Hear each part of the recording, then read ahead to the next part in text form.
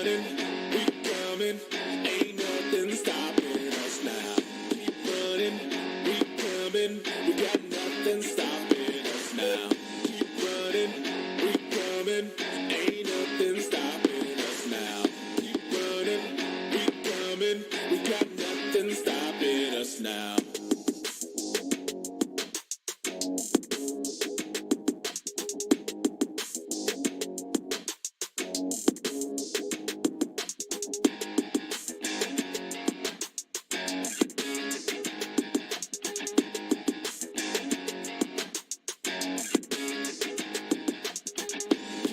We coming, ain't nothing stopping us now. Keep running, we coming, we got nothing stopping us now. Keep running, we ain't nothing stopping us now. Keep running, we coming, we got nothing stopping us now.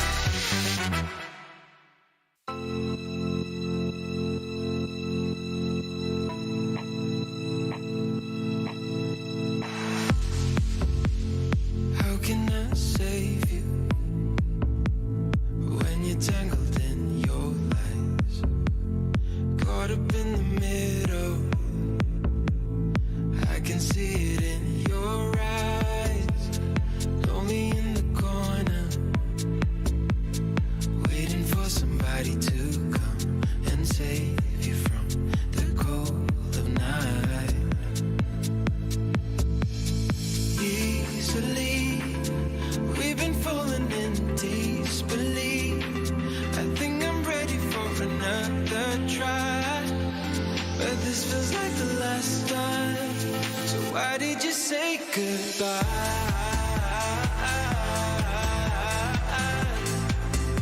It's better to say goodbye.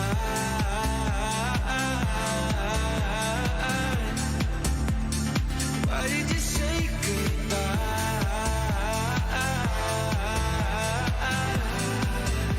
It's better to say goodbye.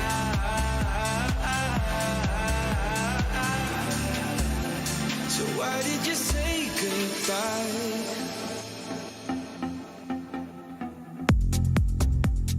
Quiet like the ocean, with the rumble running deep. This is how I see you, when you hide your feels from me. Why you heavy-hearted? Cut the silence, talk to me. Release your mind, get what you need. Easily, we've been falling in disbelief. I think I'm ready for another try, but this feels like the last time. So why did you say goodbye?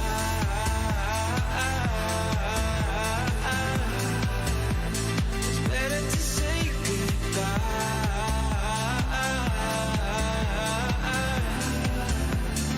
Why did you say goodbye?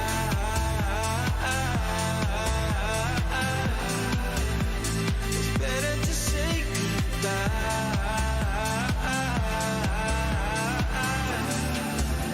So why did you say goodbye?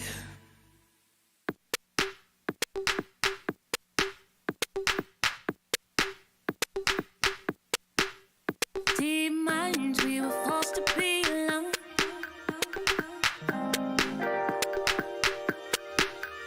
Unknowns and nowhere is the same. And even when it seems like there's no way out, we'll grow a little closer. We water, we flow. All of us together, we're good, we flow. Nothing is the same, but I won't back. I won't back. I won't back. 'Cause we're better together, better as one. Better together, better as one. Better together, better as one. Better together, better as one.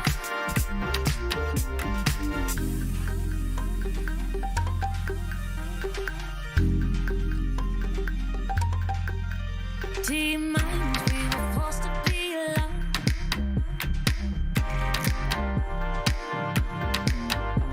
Unknowns and nowhere is the same.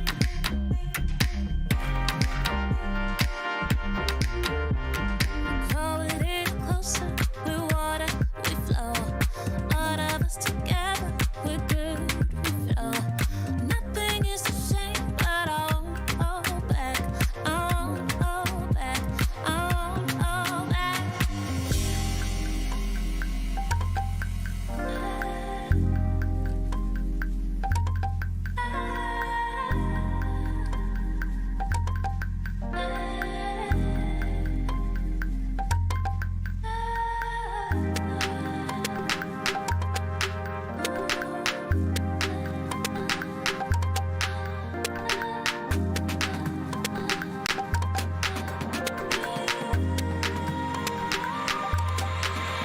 Cause we're better together, better as one. Better together, better as one. Better together, better as one. Better together, better as one.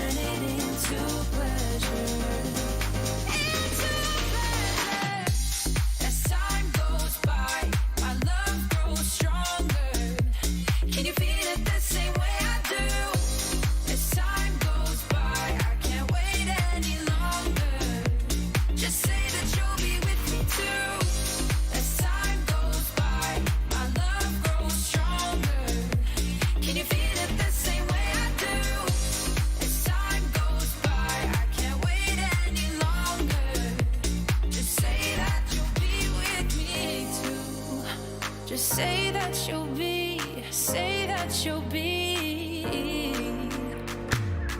I'd be there for you whenever you need me. But you've been holding back. Maybe you're just not ready. Baby, do you feel the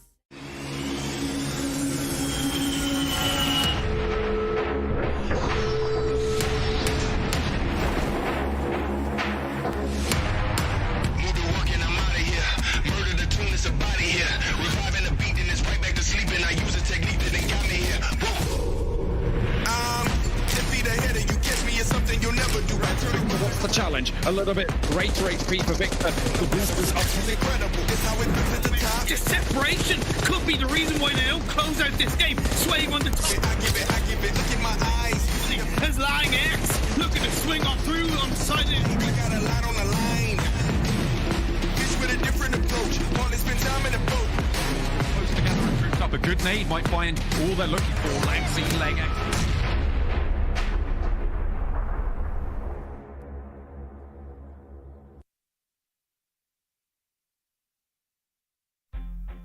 Welcome back, everyone, to our third day here in our first phase of the PUBG Mobile Pro League Western Europe Fall 2022 season. It looks like we all color coordinated somehow as we're all wearing blue, but we got myself, Jason Kaplan, Maxman, and Claris there on the end. And gentlemen, we've had 2 days of some pretty exciting play, but more importantly, we've had 2 days of a new team stepping up every single time. And Max, I'm honestly happy to see this. There's some competition going on here in Western Europe. Yeah, exactly. I mean, a lot of the teams that we were expecting to do well have been able to show up, and some new teams, especially like Codex, for example, really showed up strong in the first day. But, I mean, we saw Virtus.pro get that last win yesterday, and I think that might be the first of many. So there's some teams willing to make a comeback happen here. And not to mention, Claris, the desk, minus me, almost what 100% our predictions yesterday. I'm not quite sure that's going to happen today, though. We were so close, weren't we? But I mean, overall, when we look at some of these teams and how they're playing things out, they're making really decisive moves that are leading them to these kind of great games that we're seeing from them. So they make it a little easier on us because they're making the right decisions and kind of making us look good in the process. I'm okay with that. But I mean, what Max was saying about teams like Virtus.pro, I really want to see Navi have the big step up, man. I need to see them move up 12th position right now. They're a team that I think all of us had probably money on coming into these first 2 days. Not materialized though. I want to see more.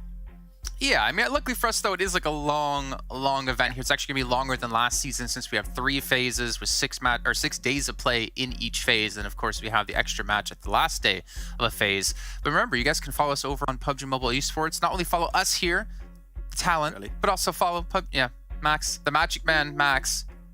Not working out. Cool Magic Man. The cool Magic Man. That's right. You know what? He's just so adorable and innocent sometimes. It makes me happy. Thanks. Yeah. Well, you know what? You know what also was magical? Watching Maxman drink a Monster Energy out of a chocolate fountain last season. If you missed out on that, don't worry. We're going to be checking it out later on today. No, I'm just kidding. You guys can check it out over on YouTube with our official energy drink partner here at PMPL. So let's take a look at our overalls, right? We talked about Codex. We talked about, Bad Bulls a little bit. We talked about Virtus.pro. Now we're talking about where they sit currently in our leaderboard. But let's see who's currently at number 1. And it's a decent lead here for Mad Bulls, Claris. Yeah, absolutely. What they showed yesterday was nothing shy of excellent. I mean, we thought Codex had a good day 1, but damn, Mad Bulls was like, well, just, we'll step up even further than that with a 4th place, 1st place, 1st place, 3rd place, with a lot of eliminations to boot. And I think once they got themselves set when it came to Sandhawk, we were talking about it all yesterday, right? We were like, oh, wow, the way they were playing Sandhawk based on the rotating groups, based on their rotations in general, lovely stuff coming in from them. So I'm hoping they can keep on with that today. Well, Max, what about Eastern Stars? We saw them in 3rd place. Yeah. We know they're in the past a really good team, though we haven't really seen them really bring it home when it comes to getting to the European regionals and performing there. But they're having a pretty strong start so far in the event. I would even say a very strong start. They are the lurking champions, I would say, potentially for the start of this season. They got 2 approximate 50-point days, which is a really good average to get. And that means if you see Mad Bulls fall off, if you see Codex fall off, I think Eastern Stars will be the one to take the crown potentially in this first phase and overtake it. Not only them, but also Game Lord. I think these are 2 teams that have been extremely consistent, and if Codex and Mad Bulls, as I said, have a bad day, they might be falling down below those two teams. Well, you know what? Talking about those teams, two teams having a bad day, let's look at their good days here between Codex and Mad Bulls. So we're gonna look at day 1 for Codex up against Mad Bulls from day 2, and we can see, well, the Mad Bulls went even further beyond in quite a few categories here. Yeah, and they had some really good spots to play in particular. I think the Mad Bulls, the biggest improvement you can see for them is their eliminations, 39. The first day, they still got some good placements, don't get me wrong. They got like a second place with 6 eliminations, a third place with 2 eliminations. They were getting to the late game, but not able to convert it into frags. But, I mean, karnaShare, that second day, Chicken Dinner was 10 elims, Chicken Dinner was 13 elims, third place was 11 eliminations. They really changed up their aggressive playstyle, and they worked great, allowing them to actually outperform what Codex did in day 1. And I think the cool thing about this, when you kind of compare these two, as we move on briefly, but I think I would love to jump back if we could here, because we need to look at how the healing compared to the actual wins actually matter. So what's important here is that when you look at Codex's wins, they really didn't have to go through much healing to be able to actually get them to the wins. Kind of the circles moved a little bit to them, and, you know, they were able to actually get themselves those victories. Mad Bulls yesterday, however, again, I feel like one-upped Codex, because you look at the healing that they had to do compared to the actual damage. They were constantly moving from fight to fight, constantly even having to chase the circles in some instances, where you're seeing this rampant style of Mad Bulls come to fruition. And still getting the victories off the back of it. So I think when you look at the numbers as a whole, very excellent by Mad Bulls in day 2, even over what Codex provided in that first day. And I think in particular was what we mentioned yesterday is the fact that they prepared so well. Like you saw that Sanhok game where they like instantly gunned for that mounting top on the northwestern side of Sanhok. They knew Big were not there, so they adapted to the lobby. You can even see that Miramar game that they won actually earlier on the day, where they actually knew there's so much free space in the south, right? So they are really aware of how teams drop, how the rotating lobbies work, and they play fully into that. And I think that is their strength so far. So that's why I think Codex, we said, it might be hard for them to replicate their success. With Mad Bulls and how they played it, I think there's actually a really big chance they could make this happen once again. So I'm really stoked to see how they're going to perform today. Yeah, I mean, this might be their new norm, right? As you're talking about how methodical they've been in the last day of play. But when it comes to individual play, though, maybe we should look at our top 3 players so far when it comes to eliminations. And I think we're not going to be too surprised in who we see here leading the way, but also the amount of players we have coming in from Codex. Yeah, I mean, Money can be an up there, of course, for the side of Codex. He has, even though Codex did have a little bit of a fall-off in day 2, he has still been fragging out on that second day overall. And the fact he's got so much less survival time compared to the rest, and he's converting this many limbs, is very impressive. But, I mean, James, Effect, and, I mean, you don't not only have Effect, right? You have Effect and also Monkey for the side of Mad Bulls. There were absolute forces of nature in yesterday's games, and if they can keep it up, man, I can say this could be one of the best duo fragging teams you could see in this tournament. Yeah, I have to agree. I'm quite surprised, I suppose, by the performance from Moneyken, because honestly, coming into this tournament, I didn't really know him too much. But the fact that he's been able to put up 4,000 damage along these 2 days is extremely respectable, considering that the quality of the lobby has risen since the West Europe in the past couple of seasons. So very, very impressive stuff. I mean, obviously, as you were saying, 4th and 5th, you've got Narvalo there. You've got a member from Pioneer as well, kind of itching to get up into that top 3 as well. When it comes to Narvalo from GameLord, we always expect him to kind of be in that upper echelon, fighting for those top spots, and this season's no different so far. I think I would be really interested to see Moneyken and how much nade damage he actually has, because he had a couple of like bangers yesterday, perfectly timed, perfectly cooked. I think that's one thing we should say, I guess, about both these two teams, is that their nade potential is insane. They are like snipers with it. But obviously, we'll see if more of that's going to happen today. But we got to talk about maybe another team here that's gone a little bit under the radar. Pioneer, as we take a look at their last 5 matches. But also, keep in mind, this doesn't really tell the story of what we wanted to say within Pioneer necessarily, in terms of they've been kind of like the silent killers in the lobby. Yeah, I mean, they've been consistently getting themselves a few points. I think that they can still aim to increase the average a little bit, right? But when they get into those finishing moments, they can really surprise us. I think, James, we were really looking at that last game yesterday on that that mountain finish over in Erangel, and we were thinking it was not going to be working out for them, but yeah, they were able to survive until, what was that, 2nd place, I believe, if I'm not mistaken. Pioneer really did stand out in that game, because that was not an easy rotation. Virtus.pro did do something similar, right? But it was a good game from them. But I think that their bad games, if we can see a little bit of an improvement there, I think this is a team that could potentially contest at the top. But right now, I want to see more from this team.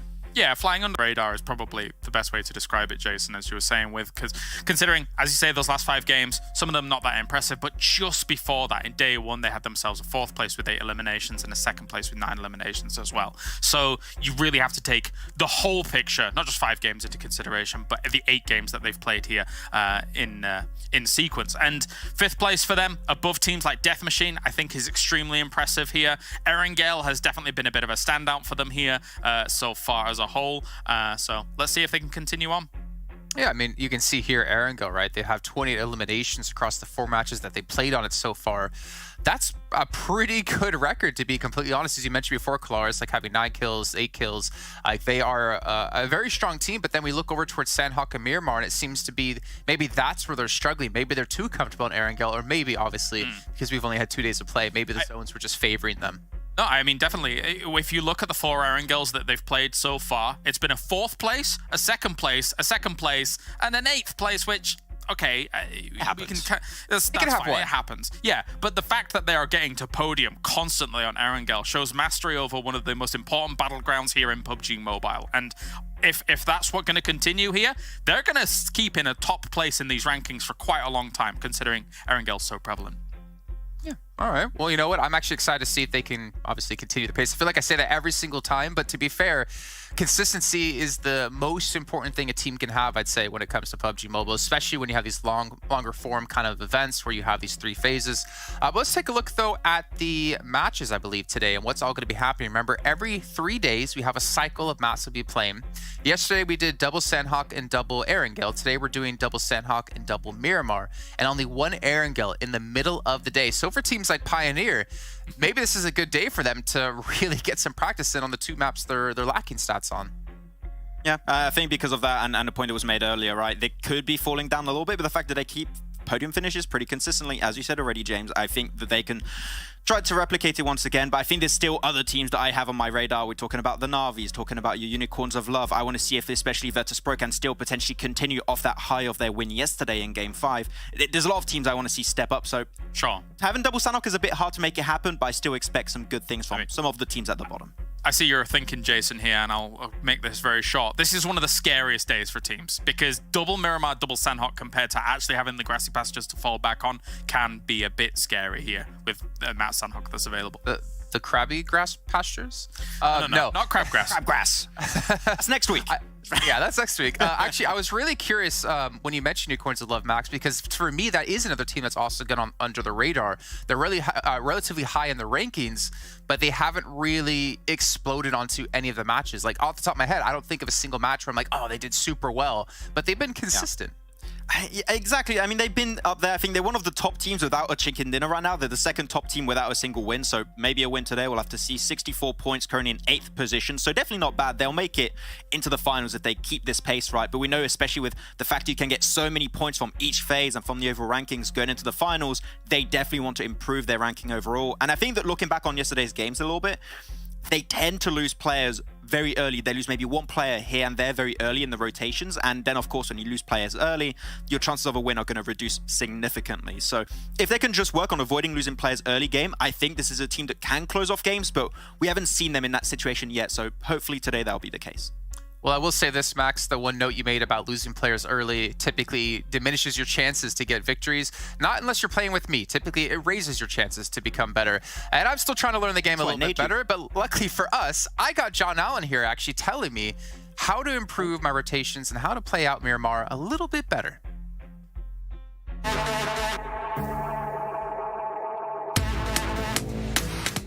Surviving on the battlegrounds is a grueling task, and that's even harder on Miramar for its large open areas. Moreover, vehicles in Miramar are feeble in nature compared to sturdy vehicles like UAZ and Dacia that are available in Erangel. Nevertheless, you have to make your play with what you have. So let's talk about how you can use those vehicles to your advantage.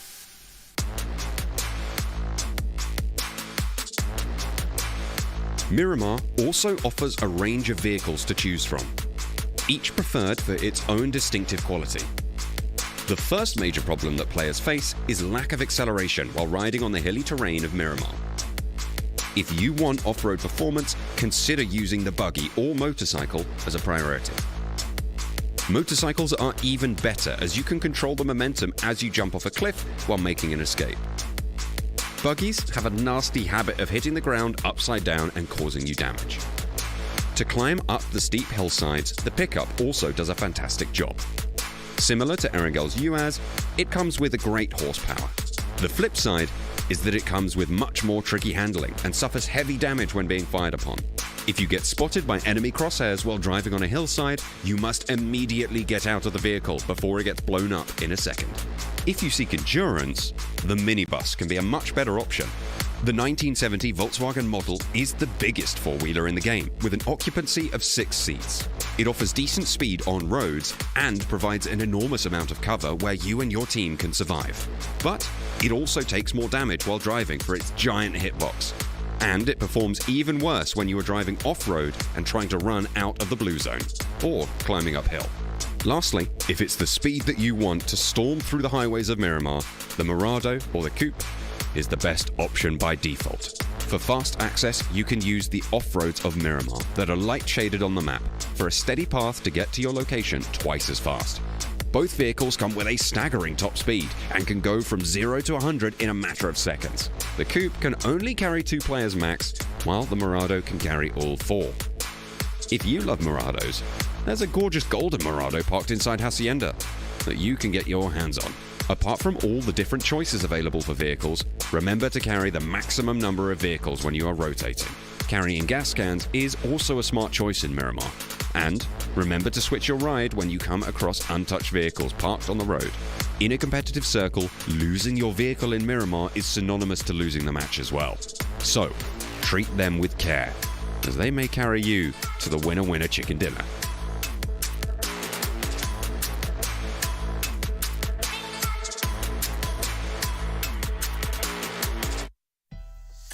So I'd say in theory that helps me decide what kind of vehicle I want to use. However, being able to drive them is another tall task for me. But maybe I have my, well, I guess I'm the, what's it called? What's the co-pilot? And Max can be the pilot. I was going to say useless driver, but yeah, I guess that works. We just let you walk. We just drive without you. Well, if you are blank, that is exactly what he does. He takes my vehicle and drives off without me. Anyways, gentlemen, we're about to head into our first match of the day as we start things off on Miramar. Is there anything you're looking forward to watching out for in particular? Are you looking for any specific team performances? Are you looking for any hot drops potentially? Because we have had a lot of drops switching depending on map in particular. Yeah, for me, I would say I want to see if Mad Bulls are going to continue like their super snappy rotation based on the lobby rotations. With the type of maps we have today, if they can find consistency again today, I think that would be a really good mark of like this team is here to win. So yeah, I think Mad Bulls, I want to see if they can keep it up here. Yeah, for me, I guess I want to see if Death Machine can get back on the horse for Miramar, as we're starting off on Miramar, right? So I think that they can. They had a bit of a rougher time yesterday on it, so let's see if they can buck up their ideas. Buck up their ideas. I like that. Let's go on over to John Allen and Blink, though, because the first match is ready to go. So get your seatbelts locked in. There we go. We're all seatbelted up, ready to go. My name is John Allen. With me is Blank. We're going to head over into Miramar for the first game of the day. Blank, have you got your sun cream? You ready?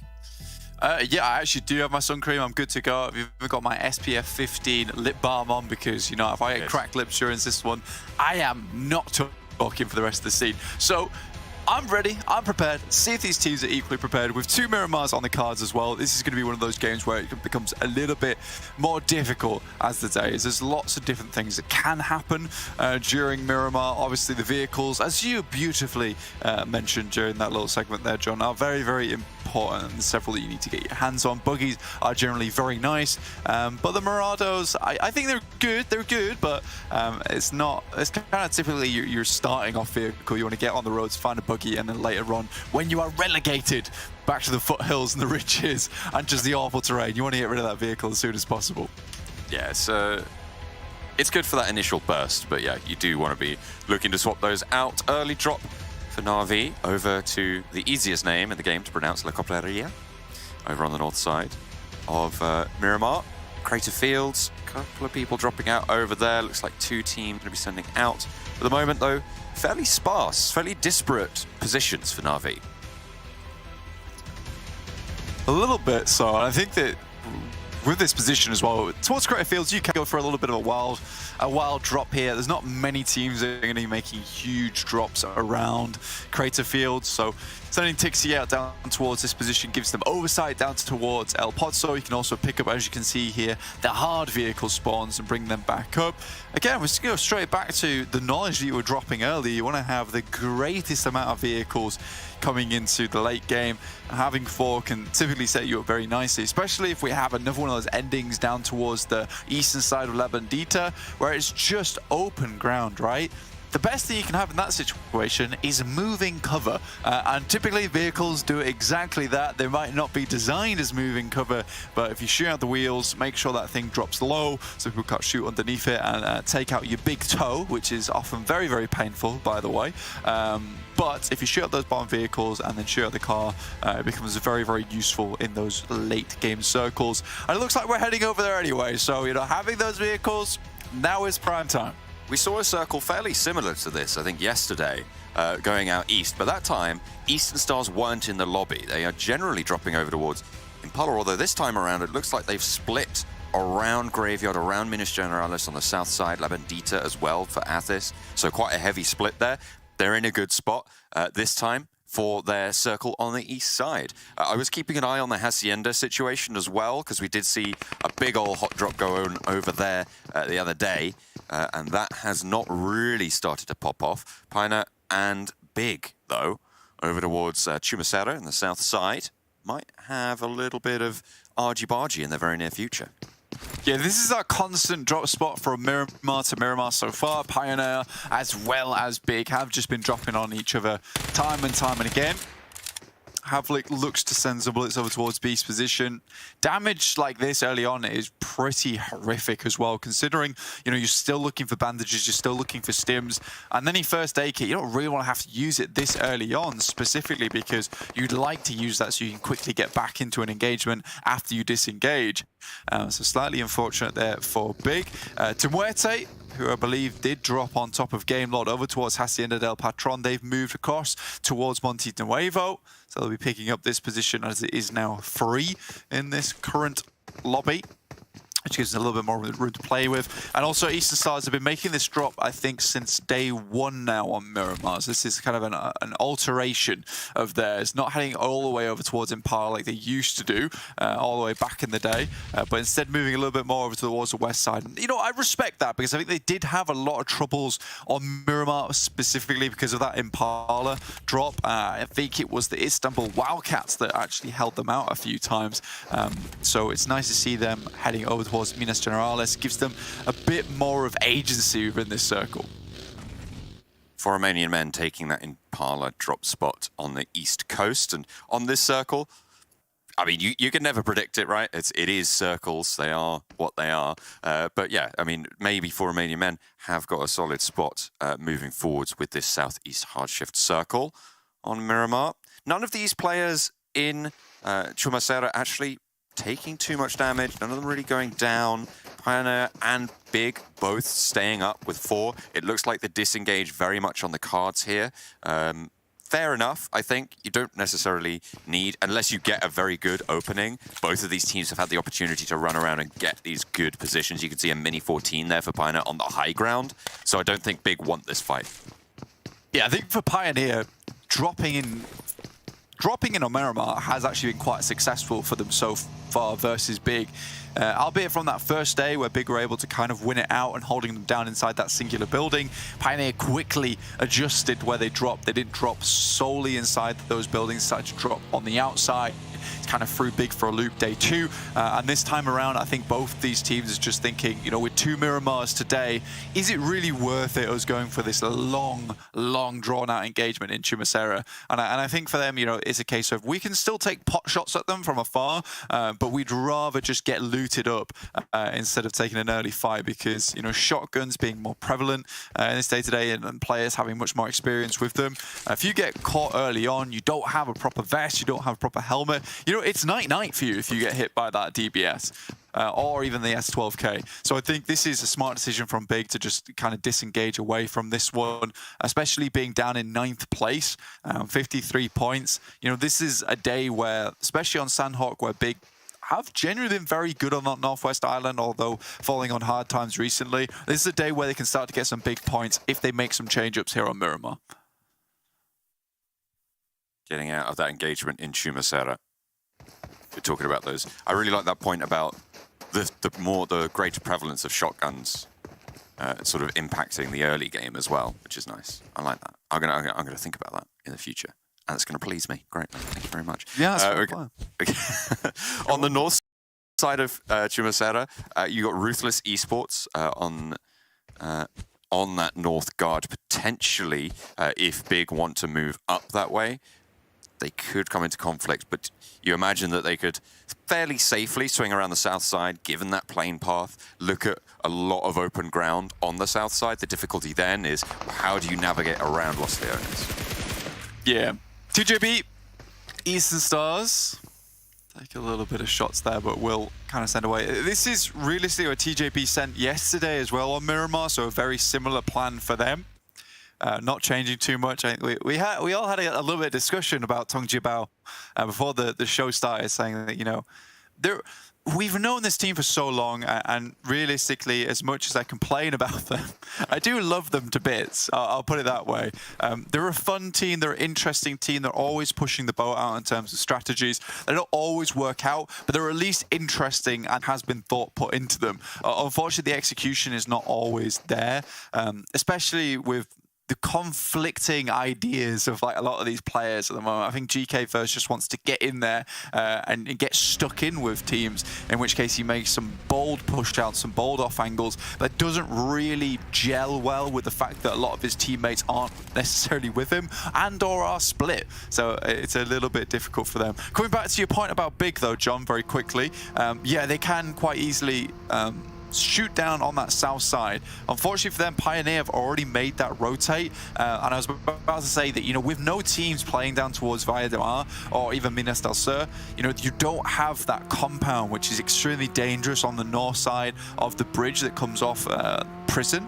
You know, that is one of the most difficult positions to get past because it gives you such good oversight onto the road. So a lot of these teams shooting down south have free reign of it. Unfortunately for Big, with Pioneer getting forward, it does force them into conflict with maybe De Muerte and Ruthless Esports, who are currently on your screen. You talked about this earlier, John. Duarte pretty close. They've spotted each other now. Salazar out of the vehicle, wants to go out wide around the back of the truck, gets the trade win, but has another player to deal with as well in a 1 versus 2. Can Salazar hold his own? Daleev has backup as well, and out in the open, Salazar will be cut down.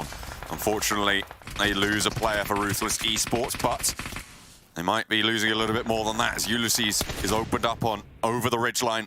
And they're going to lose yet another. 2 knocks go over towards De Muerte, but 2 flushes towards Ruthless already. And those knocks are very, very resible here. Poker sending on in the Murado, takes a tumble, rolls right into the compound and out of the vehicle. Back up from Nano Baby in a 2 versus 3 in this close range engage. Nano, Pocus have made some clutch plays before in PMPL Western Europe, and now it's time to show up once again. Pocus gets the first aid off and quickly moves to the side. Nano Baby repositions on the inside now. Healing coming through. A nade around the back forces players in potentially where they don't want to be. There is a nade being cooked. Nano Baby takes a bullet, takes a second, tries to spray the door line, and will be able to get 1. Not going to be able to trade it off though. And De Muerte stay up with 4. Ruthless Esports down on a good crash. Yeah, it's a nice sweep there coming through from De Muerte. They kind of roll up, but immediately position themselves very, very nicely in that engagement. They will have to start moving in as the circle heads even further off towards that eastern side. Mad Bulls have yet to move away from their position in Picardo, but it is Game Lord rocking up on ARB. Team Doom already took down a player from ARB in the midst of it all. And now Game Lord fighting against 3 have already cut that down to 2. ARB holding on the inside, not even going to be able to get a trade on that. Game Lord rolling through an unstoppable force, tumbling down, but Robs finally curtailed. Victor gets that flush of the hammer. Robs should be resible if they can get in nice and close. But Jamaz looking for that first aid. Should be able to pick that up. The Game Lord are just absolutely crazy here, just sending bullets down towards Jamaz's way. He's like, I don't think I can sit out anywhere. I feel like all the angles are held. Finally, the bullets do subside. Now, Gainlord starting to toss some nades through. That should have done just a little bit of damage, and that's the one from Victor. Side to side, you get nades on both areas, so no matter which way he does pull, that was very well coordinated. Jamaz was going to go down. Now they can start focusing on trying to move across this field ahead of them. They should know where TJB is, roughly, considering this is a spot that they've taken up multiple times on this eastern circle. Mad Bulls, Dimuerte making the long run from that western side. Now they're just outside the blue, and for some reason Pioneer have stopped very early on, and it was Big who was able to get underneath them. Quick check-in with the amount of players on Pioneer's team shows that they still have 4, so not quite sure what happened there. Perhaps Big were able to make some sneaky movements and hold them out for just a little bit longer. That Bulls, yeah, really, really far ahead on that. We'll have to keep track of what's going on there. Sorry, Big, way ahead on that. 4 Romanian men stay in Impala with oversight from Virtus Pro on the hillsides on the east side. So they're further towards the coast of Virtus Pro. And 24 in hands for 4 Romanian men. So potential to just be popping those shots, trying to take down anyone who's trying to peek their way through Impala. So you get wrecked with that in hand. Tulika. I think he sees Rana. Do they have that baseline of fire? Seems like they are going to pop a shot or two. For 4 Romanian men, yeah, Impala is like not a bad position to drop into, but you start to get locked in just a little bit when you have to hold the position. I think it is the most sensible thing to do here is to hold an Impala, but you'll have teams off to your west side that might want to move in, as well as Virtus Pro, who have quite succinctly actually taken up position on the high ground. And this is the difficulty. So I think this is where we did see, I think it was LangX and Lang Z able to do the 2v4 versus Giants Gaming, I think it was, over towards Impala, and that's the position that Virtus Pro has taken up. It's quite difficult to stop teams from, you know, taking pot shots over towards you. Circle up towards that northeastern side, though, so this is over towards Take Aim Gaming, and again, this is where Eastern Star's position comes into full play. With the amount of speed, the amount of vehicles, and just open ground they've had around them, they're able to immediately get out the way. Mind has to evacuate from the shack as the flush goes through over towards Trazen. Shockwave denied position. Take Aim Gaming hold that east coast that you were saying is pretty leverageable. There's just a lot of teams around here, and I just think that Eastern Stars have set themselves up with a lot of freedom here on Miramar. Oh dear. Yeah, I don't think that's any fault of Rob's. You can see the vehicle is burning, and this is just a case of he's had to jump out the vehicle or suffer the explosion. Jumped out, and the vehicle is sadly running down. So Gamelord lose a player. Oh, answered, but Victor is traded off with a nade over the top. From beyond the knock, Akashi at the back, not quite able to give the backup required. Navallo as well, down and out. Seems like both of these teams have run into each other in fairly open ground, and neither of them have the cover to be playing this fight. Dimuerte, in the meantime, going to try and sail on past, but they do get harried in the meantime. It looks like everyone's like, there's nowhere to go. Nowhere's open. How can we get into this? I've seen 3 different teams so far. That's 8 players. The Dimuerte is just on a mad crawl, essentially, for any position of ingress, and I think this is because so many teams are coming through from that south side, hesitant to play on the eastern side of La Bandita. We talked about this before yesterday, John, where it's just basically unplayable ground, and if anyone's got oversight onto that position, you are just going to get razzed to bits. And TJB still have 4, surprisingly, but now they're being absolutely torn apart by Nexus among other teams in this area. Oh no, there is just no cover there for TJB. They have had such an unfortunate time on this rotation. That Southern Crunch really putting the pain on. Now 1 player left for TJB, just Lin. And Pioneer might want to try and roll him down. 1 goes down, trying to hop out of the van, and it will work out. TJB eliminated as Pioneer finally put a stop to the proceedings. Yeah, not sure about TJB's positioning there. Again, they take the 2-2 split, but I think the 2-2 split does not work when you have 6-7 teams rolling through that position, all with vehicles early on. With the plane being so kind early, it did allow a lot of teams to pick up those vehicles and get them on their side early. So with this open ground, like the exact thing that teams want to do is just roll straight through. And I think for TJB, they were sort of left high and dry about any vehicles of their own and couldn't move away from that spot.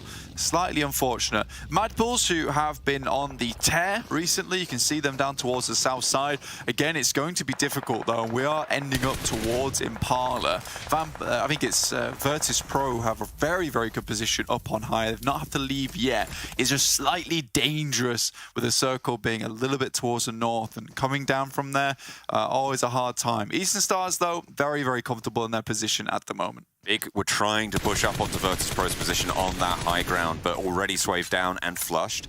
So Big down to 3 right now, but I mean, he did manage to make it a lot further up that hill. Might cause Virtus Pro some problems. Game Lord as well, pretty close by to Big's route of ingress. Akashi and Narvalo, only 2 players alive right now. Nades over from Big. Akashi tries to move forwards. The ridgeline providing cover for just the time being. There were just so many available routes into this circle, especially on that south side. Absolutely no one gate kept. Everyone was very concerned with getting in. So what's happened here is you've basically just got the queue coming through of anyone that wants to get into the circle, and you've got people rocking up behind you, someone rocking back behind them. It's very, very difficult to play at the moment. And now it's Mad Bulls, who are looking to send it straight over towards Impala's position. This time we've got Kalaris with Eastern Stars, Jason with Eastern Stars as well. Maxman actually predicting Virtus Pro. And honestly, I think both of these predictions are equally as effective. I think if we get a northwest circle, Eastern Stars can quite simply take this game away. But if we continue down towards that southwest side, southeast side, sorry, I do think the way that Virtus Pro has handled themselves so far looks very promising. They've got a lot of oversight on the south side of this circle. Na'Vi, they've been fairly quiet this game. I mean, they dropped all the way up to the north, and a lot of the focus of this game has been down south, but Na'Vi, with the potential to sweep, I mean, we've seen them do it before in time gone by, but yet to really stand out to us so far this tournament. 12th place, 47 points. We'll have to wait for them to start to ramp on up if they can do so. Time will tell for Na'Vi. They do have a lot of space on this north side, though, which is the critical factor in play. So they don't have to do too much. I think it's just this open ground, that north side, which is going to cause them problems. For Shockwave, the healing strat is not really a capability here on Miramar. Zone just ticks too much, and there's too much ground between them and the blue. You want to get close to it so it doesn't do as much damage to you here on Miramar, but it's just not a possibility at the moment for them. So Shockwave should go down momentarily. Pioneer, though, again, silent but deadly. 6 eliminations so far for them, just picking them up on the way through. And I think, you know, Kalaris was talking about the pace of perhaps Codex or Mad Bulls and how, you know, it's an unrealistic pace to keep up. I think that Pioneer are currently on a very comfortable pace to get decent points throughout all the phases coming into the finals and set themselves up quite nicely. They might not have the chunk at 80 points coming into it, but they certainly have something like 40, 50 if they continue this way. Yeah, I mean, if you're consistently placing, well, like 4th, you're still getting a really, really massive chunk of points there coming in. So it's certainly a good idea to have that sort of pacing. To just keep it, not low-key, but keep it in the back pocket as time goes on. If you're looking at sort of 8 points or so average per game, that's going to be very, very good seeing you into the finals. Yeah, especially this format, I think consistency becomes much, much more important. And consistency not maybe at the top of the rankings, but maybe just towards that middling position, because you're still getting decent points from that spot coming into the finals. Max, the Giga Chad, does pull the circle down towards the south side, so Virtus Pro happy here. I think the only difficulty with them, Na'Vi. The only difficulty for Virtus Pro is they've really not had much loot come their way. No one's really crashing onto their position, so, you know, perhaps supplies of ammunition is getting low, even first aid kits, so they haven't taken too much damage. It's just kind of being conservative now themselves. I think they can allow a lot of these other teams to take fights one another before they start to get involved later on. Team Doom trying to cross further into the city of Impala. Losing a player there. 4 Romanian men. Still, they haven't really had to go very far at all have been quite a few teams who have made it into Impala, though. You'd imagine that maybe they could have harried a little bit more, but either way, they do stay alive. They regrouped in Impala, and they're going to try and fight this one out close quarters. Yeah, now I think the play for Virtus Pro eventually would be to take Church. It's a very, very strong position to start sweeping through into Impala. I think it all depends on this next circle, though, and Demuerte, you know, I think it's lights out for this team, especially trying to cross this road. So many teams already in Impala. It's like they want to deal with these teams on the roadside before they start having to focus on one another here. Na'Vi have spotted them out. Tixi sees Ingush go out into the blue, or does he? Yep, certainly tries to snap over there, and will take him down. Tixi 3 first aids, but is spotted. The blue zone's there. I don't think he's not going to survive that, unfortunately. For Romanian men have the angle. That engagement just a little bit too far out of their reach, but the blue zone is pushing Na'Vi, so there is an opening for 2 of their players to cross. Meku might even make it as well. Matic wants the fight. 1 down already in the building that 4 Romanian men regrouped on earlier. Low HP on the upstairs push, and will force the time spent to get that heal off. Rana, low, knocked, and Matic is operating for Na'Vi, giving them a chance, giving them a foothold into Impala, but the blue zone is not kind. Honestly, a seriously heroic play here coming through from Matic. Understands that he just kind of has to do the majority share of the work here if he wants to get the rest of the team in. Circle heads up towards the northern side, so once again, 2 boys on the desk. Jason and Claris can breathe a sigh of relief here. This really does open things up nicely for Eastern Stars. And if anything's to go by their first game in Phase 1 on our angle, where they were holding down in a compound with several different angles, very, very nicely done. Oh, Black-White just hits the deck. Just hits the deck before that final bullet can get the knock over towards Na'Vi. And 4 Romanian men, oh, they're spotted. Meku now, they can get Rex down low. As Na'Vi move through. Close quarters, this is a pretty good chance for Na'Vi to show us what they're made of. I mean, I think they're already doing that. I mean, they've made hard decisions, hard choices, and made them work. That's Frosty taking down Killer, though. Has eyes on. Killer just takes the wrong path here.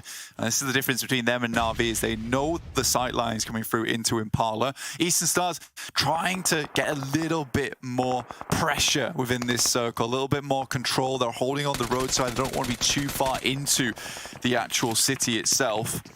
I mean, you talk about knowing the sight lines, none more so than Eastern Stars, right? They will be very, very familiar with this territory. So from the northern side, they definitely have got that chance. Virtus Pro, in the meantime, they have got down and into the thick of it, Blank. It looks like Bulls will be taking up Church themselves, so they will have some high ground position to play around with. It is just a little bit far out the way. That's Monkey who's holding on to that position for the time. Na'Vi, though, still looking out. It's just guns are blazing at the moment. Teams are just falling left, right, and center. Pioneer up to 7 eliminations, and Frosty has to tuck himself in there. Ooh, I was waiting for that nade for Meku to just post itself through the window, get that knock. Na'Vi up to 6 eliminations, Pioneer 7. Virtus Pro down on 3, but they have basically the center of the circle in 2 or 3 buildings. They're taking the split across the road, and that is a dangerous play to make. They've made sure they took the time, made the smokes happen, get across into these several positions. Again, Virtus Pro very good at keeping all their members up and alive during this. Fortunately, Na'Vi do take a knock. And Meku, it's him up to the plate this time to protect the team, whilst the others regroup, restabilize. No stragglers in this lobby, only 3-player teams for the most part, but kind of suffer at the hands of Virtus Pro. Na'Vi managed to get back up to 3 after a nade knock from Virtus Pro. Frosty back to the blue there, a nade around the side, but already repositioned away from Zero, lying in wait. And Virtus Pro are looking at the hillsides now. They see that nade coming up from the ground, from the Mad Bulls towards Take Aim Gaming. They know there's 2 teams on this hillside. Awkward position here, and Take Aim Gaming, who have not moved down from the ridge just yet, they might be able to get a very, very good position on the top side. And if it moves further east, this could be the most unreal patience game from Take Aim Gaming. Ooh. Mad Bulls lose a player. The Havlik from Pioneer, spray around the side for Zero against Meku, but none of them going down. The rest of the team, though, jump on out, and Team Doom face 2v1. A nice spray down in the corridor there for Matic to be the last alive, but there's a backstab. It's the Eastern Stars. Take Aim Gaming want to try and suppress that. Na'Vi down and out. 6 teams remain. It's a curious push. I'm surprised Take Aim Gaming haven't moved further across as of yet. I know that teams will have line of sight onto them. Happy just about makes the push. The Mad Bull's still going with just 2, Zerek as well as Effect. Effect being one of the heavy hitters. Moneycan, unfortunately, not in this game with them. Pioneer, 8 eliminations already. Last player standing for them, up into 6th place. Again, consistent, solid points. Unlikely that they're going to be able to take this one home, but look at that. 6th on the game, 8 elims. Good result. Eastern Stars now battling for an even better one for themselves. Take Aim Gaming eliminated, and they will deal with that threat. A really solid possibility that these guys are going to take this one home in their old home territory. It's an interesting push from Take Aim Gaming, and I kind of expected them to utilize those smokes a little bit better, but it felt like they fumbled it, like they were just a little bit out of control in those last seconds, and tried to take the fight from a very, very open area instead of moving up towards that north side of the circle. Team Doom, 1 player remaining, but Virtus Pro a lockdown here. Now Chulika looks over towards Eastern Stars, and it is Virtus Pro versus Eastern Stars with a couple left remaining from Mad Bulls. Mad Bulls keeping that podium placement progression alive for themselves with 2 players guaranteed 3rd place, and they might try and get a little bit more, but Effect can't quite find what they're looking for. Virtus Pro handle it, but in come the Eastern Stars. Bullets ringing out, a huge spray coming through from Kame and Kapahala. Take 3 of the Virtus Pro players down. Now they're just looking at 1 from Virtus Pro. The Mad Bulls go out, and that is all but done. Eastern Stars with a beautiful push, whilst the Mad Bulls kept them occupied in their old home stomping ground in Impala, now pushing into Chulika. They know he's on the stairs, and they will take him out. The leg is swept, and Eastern Stars take the chicken dinner. Really, really good win there as well, honestly. I think they made a lot of smart movements in those final moments as well. And again, I really do like this new drop spot from the Minas Generalis. Again, I said it at the beginning, and I'll say it now. Very, very good agency it gives them at the beginning of the game, and you saw how Foramania men just kind of got overwhelmed in those latter part of the games because they dropped initially in Impala, and that's where everyone wants to go. Instead, Eastern Stars are able to bide their time, choose some different spots, save on to a lot of utility and a lot of their vests and helmet before that last part of the game. Again, really, really nice sight lines they took in those last moments, but I think the critical thing for me is that last little engagement where they spotted that Mad Bulls were taking shots, throwing nades in. Yes, it's only 2, but Eastern Stars, they don't hesitate 1 bit, John. No, they went straight for it. They went straight on in, and for their troubles, they take home the chicken dinner. We're going to head back over to the desk. Well, I can see Blank is the only one who didn't get the memo that we're wearing blue today, but Keme, what was that? That was insane out of him. He pulled off a ridiculous spray down at an angle that Virtus Pro was not prepared for. But you know what, Claris? We got it. We got the prediction right. I'm off -1. I'm at 0 now. I'm happy.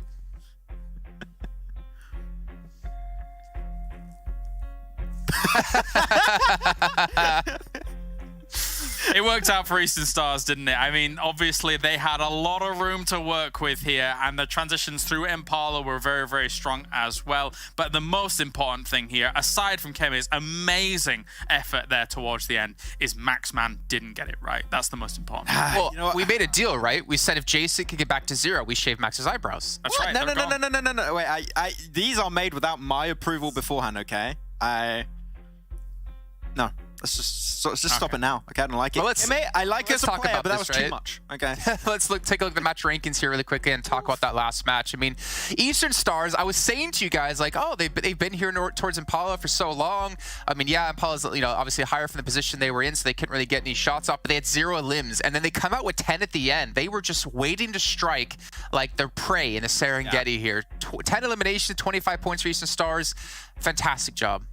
And this is what I love about Eastern Stars this season, what we saw in these first 3 days already, is that when they have the upper hand in a fight, they don't take it slow or anything. Like, they commit. The moment Kime got those 2 knockdowns on 2 players of Virtus Pro, instantly send it, take that man advantage to secure the win every single day of the week. Eastern Stars, that was great execution. I'm a little bit salty, but when it's played like that and you have Kimmy doing a play like that in particular, I can only say respect. Like, that was really top tier stuff that we saw from him. Absolutely. I mean, where they were north of Impala, I felt like there was going to be a potential concern if there was anybody in Impala kind of looking that way when they had to make the transition down, but there was no one.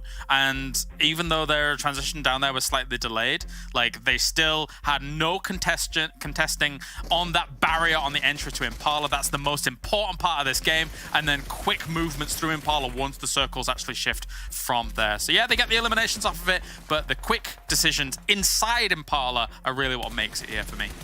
Yeah, and Max, you brought up something while we were watching the game here, and you were kind of wondering why no team was doing this, but we had a big bunching, a big cluster towards the south side of the zone before it really focused down onto Impala.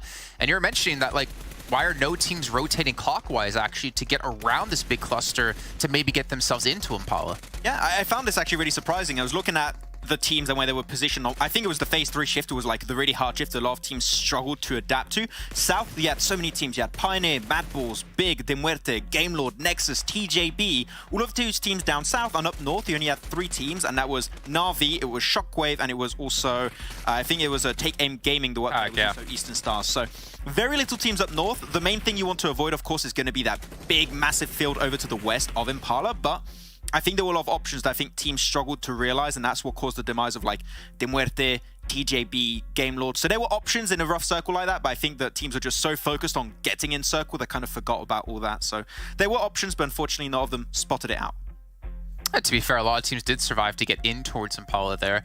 One thing I do want to focus on, though, we got to look at Eastern Stars and their player stats. I'm curious, with Keme with that spray down, I think we were wondering, did he get that squad wipe on a Virtus Pro by himself? 648 damage, 4 eliminations with 4 knocks. A fantastic little, I guess, cherry on top of that match here for Eastern Stars with Keme and the angles he pulled off. I mean, that's 2 out of 3 days now that they've come out of the gates absolutely swinging. And yeah, do I have to say it for a 10th time? Kem is a great addition to this team. It's brilliant to see him here on Eastern Stars. We always thought here, Max, that back in the previous season, we were looking at him on his previous roster and we were like, he's going to get picked up. Exactly. We said it on the broadcast, he's going to get picked up. And here he is, getting picked up and pumping out damage when it comes to dealing with Virtus Pro of all teams. And Jason was making an astute observation as well, in that these CIS teams are very good in these close quarters fights, but then Kemi comes and ruins them, absolutely ruins them. I mean, to be fair, the angle he had was ridiculous. Yeah, I mean, I'm happy on both sides about that. But, I mean, catching him off guard, it was a fantastic job by Eastern Stars. But let's think back to the start of the day, right? We talked about another team. We talked about Pioneer. I want to take a look at their stats here in particular because they had 4 placement points. But again, 8 eliminations. Somehow this team is just continuing to rack up a limb after a limb after a limb. And obviously when you have a player like Black White on the team who's been known in Canada Power before, I mean, he's a staple of this region and good players. He's helping take this team, I should say, to another level here. Yeah, I mean, we saw it the last, especially day 1, I believe it was, where they would get to the late game, get a lot of eliminations. This is a completely different game we saw from Pioneer because they were one of the teams that were forcing their way through Impala, through the city itself, and they remained as like a 3-4-man squad for a really, really long period of time. In a city finish, that is not an easy task at hand.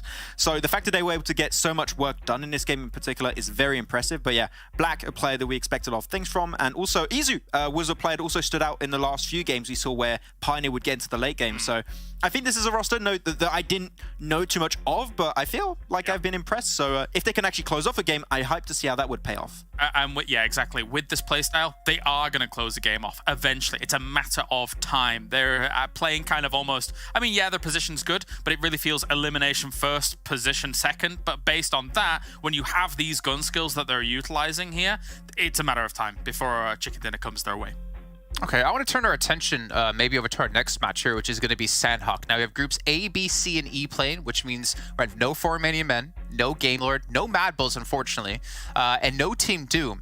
But my focus is maybe over towards TJB and the change they've done multiple times now on Sandhawk. I'm curious if you guys have any thoughts on what they might do this time. Really? I don't have an idea. They changed the drop like 3 times. They have an idea of what they're doing. I don't know. We had 3 Sanhoks. All 3 Sanhok drops were different. One was in Same. They got hot dropped by De Muerte and instantly died. They had 1 drop north of like Tatmok area and 1 over to the east actually of Paradise Resort. So they are willing to change those spots as much as possible. But the moment they find consistency on the spot and they're going to stick to it, I think that's when we're going to see a difference. So yeah, we'll see. But I don't think that we're going to see one steady drop today potentially. Yeah, I think they're going back north, and I think they still need to iron out these kinks that they have in their armor at the moment. I don't know how they're going to approach it from that northern side, but even the approaches that they've taken so far, they've kind of got themselves almost caught on the edge of circles and not really. It feels like they're a bit directionless right now in Sanhok. Is kind of what I'm trying to get at, and they need to find a direction.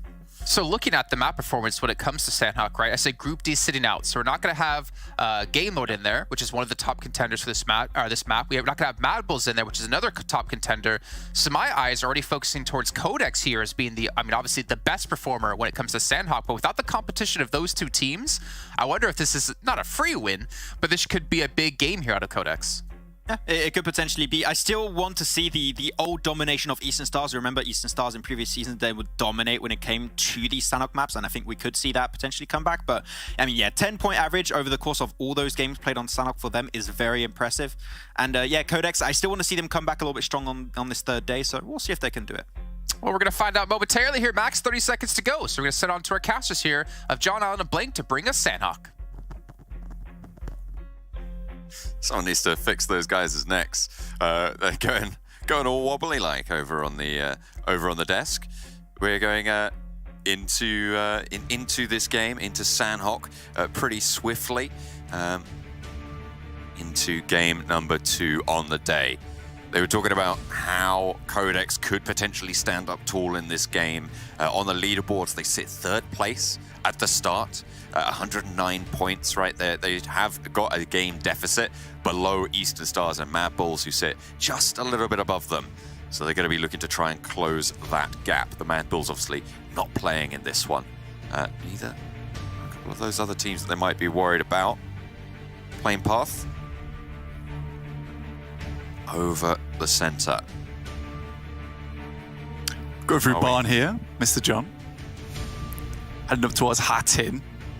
Like I said, Mad Bulls in the lead by a fair bit still over a lot of teams, and Eastern Stars 125 points, so it's still doable. You can see their knockouts wise, they are really starting to crawl their way up towards the top spots there. Money Ken, obviously not playing that last game either, wasn't able to get a few more to reclaim his place at the top of the leaderboards in terms of knockouts. But we'll see if we get any more hot drops here on Sanhok. Pioneer, no one wants to challenge them in boot camp this time around. Death Machine split, and it looks like one has been caught, but do you see Pioneer lose at least 1 player? 2? Hang on a minute. What's going on? Is this 1 player? Is this just Samo from Death Machine taking on the whole of Pioneer? Dude. Okay, there he is. He's finally curtailed. I guess, it's early on the hot drop. Maybe found the weapon in the warehouse on the north side and was able to do something there. But Pioneer will be able to res those 2 players. Although that is their first knock for both of those players. Might impact some of the meds that they're able to get. But it's so early, it's not really going to impact their armor health, their helmets, their body armor. Or really, honestly, it's just a free point for Pioneer. Regardless, I think that's a really smart move from Pioneer, just purely because it seems to me this is why Pioneer are so good on the edges of the maps at the moment, because they are really, once the day is over, doing a lot of research and a lot of prep for the next day. They saw yesterday after they took their fight inside of boot camp, I think it was with ARB. This time around, they spotted the Death Machine was sat up towards the top in warehouses looking to catch Pioneer as they left. So they all drop on warehouses before heading in towards boot camp, seeing the ARB ARB hasn't dropped with them. Very, very smart play there from Pioneer to kind of prevent that gatekeeping happening from Death Machine. And now down to just 3 players, they're going to have to play a little bit more cautiously now. Codex, though, Moneyken back in for this one, looking to, you know, drop those knockouts just a little bit higher. He wants to stay claiming to that first place spot in terms of that. They do have Nexus ahead of them, who've really been quite quiet despite picking up a few new players in terms of Octavian, Doran. You know, it's just not been as good as we hoped it to be. Not the firecracker, but it is still early days in the tournament, right? Whoa! Oh, what's going on? Average of limbs, 10 for Codex, okay. It's kind of crazy on Sandhawk, yeah. That is kind of nuts. Codex maybe looking for a couple more. And perhaps this is the root of it, right? If Nexus keep hot dropping them, and those eliminations keep going on over, might be good news bears. Yeah, you do get a bunch of points right off the bat. And we were talking about this yesterday where we were saying that, you know, there's a fair amount of teams at the moment that are just hot dropping in the early game. And they're getting 4 eliminations, 4 points right off the bat. Unfortunately, it looks like Eastern Stars might not be able to hold this one out. Keme does have a long-range line of sight onto this position, though, from across the way. I don't know if he's able to spot. There is a vehicle coming in, so Na'Vi coming to back this one up. Respect this. You don't want to just send one player across. But look at that. Nexus actually find the first knock onto Codex. Okay, so good news for them on the south side of the Painan crossing. Athis, yeah, crawling out in the open. That's it. Curtains. Tixie able to just spray that one down easily. Eastern Stars can cut their losses. Nexus going across the bridge. PNL isolated. Shotgun in hand. Close range. It's deadly. Pushes it through the door, but they're all hitting the wall. Finally managed to land one. And we'll be able to go 1-for-1 on the trade. Octavian knocked in the meantime, but Codex losing a player. That was the last bullet. You know, that is slightly unfortunate there, especially when he was just caught with his proverbial pants down, reloading inside the building. Really should have been a free elimination, and no knock should have gone back Nexus's way. Codex would love to try and bring this one back up to an even playing field by getting a knock and maybe a flush here, but they have backed out of Painan. Respect this decision, almost immediately sending Vito out wide. Protect the 2 guys that are still trying to hold some semblance of position within Painan. But Nexus quickly took their opportunity there. Looks like morale is not completely deflated just yet. But with their split, it's forced Codex out. And look at that, level 1 helmet and vest for Vito. No meds. The loot not going to be on their side for this moving forward. It's going to be difficult.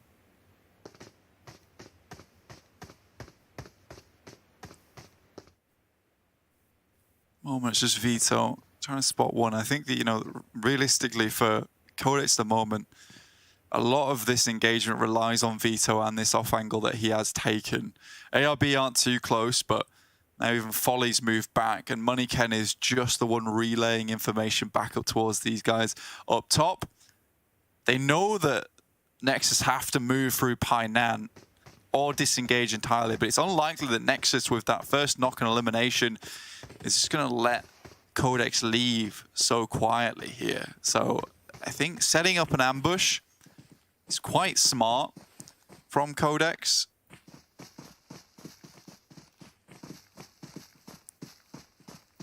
Loot by proxy, I suppose. Let Nexus Gaming sweep everything up from Painan. Move on out, try and pick it up off their bodies. Out of those crates. Shot stringing in. They just got a little bit impatient there. Wanted to take the fight.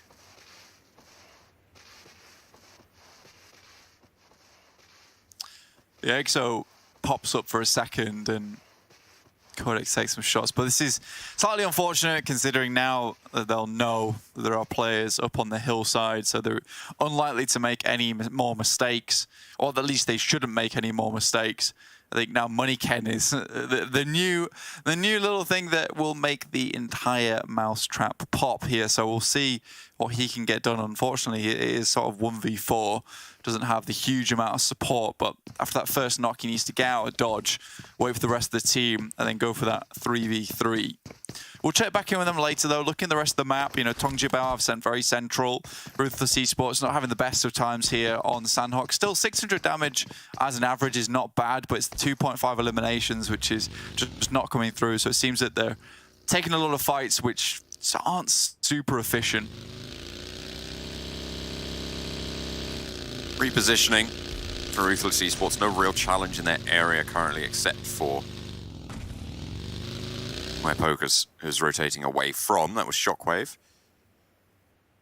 On the east side of Quarry. Na'Vi making that cross down already from that northwestern island. They're currently now on that southwest island, looking across over towards the south side of Boot Camp. Take Aim Gaming already in that ruins area. Big, potentially looking to cross in the water over to that position to challenge Take Aim Gaming's location. Could be a little bit of a sore spot, a little bit of a hot point for them. No one else really super close at the moment. It's quite a calm game, and I think this is a big change for a lot of these teams as well, considering we've seen so many northwest shifts up towards that mountain. I think a lot of teams have had to make some very quick movements, considering we have so much eastern side play around Quarry as well, so that funnel's just not really coming into play anymore, John. Teams can just sit back and relax for a little bit longer here on Sandhawk, waiting for this next zone to shift. Big, though, moving off that northwest coast, they've had to move down towards Take Aim Gaming's position. We're just holding that eastern bridge. They've not really held out for the swim, though. And so far, it doesn't feel like they have any idea where the guys from Big currently are. Na'Vi, it is what they took very early on in phase 1, which is just that confluence crossing. They have the wall there to themselves, and it looks like they're setting themselves up to move further in to the mainland. Oh, there we go. Big. They have found land out in the blue zone on the western side. Already mined, taken down. Not really going to be resible here as Big continue their push eastward. Their march ever encroaching onto Take Aim Gaming's position. You said it. They didn't really seem to have an inkling that Big were doing this, that they were going for that swim. The good news is that going forwards, especially on the second game of today, they should know that this is a possibility. So hopefully they can close that gap, and Big might not be able to leverage it as strongly next time. Yeah, if you're so focused on the bridge camp there as well, even if the position they're taking, you see them like just peeking over the lip of the bridge, doesn't matter so much because Big has done this rotation so many times. They know exactly where they have to move to, so they do have terrain in the way of any of those potential areas where maybe Take Aim Gaming could see them. Moneyken's still with a shotgun, and Nexus is terrified at the moment of making any kind of play, but now finally start to cross over to the other side of Painan, knowing that at some point they will want to look for a better compound within the circle, and they can't let just one dude be the problem between them and moving out of Painan further into the tree line. Does use the door to his advantage. This is kind of a cheeky play, but the question is, how long will this singular door keep him alive for?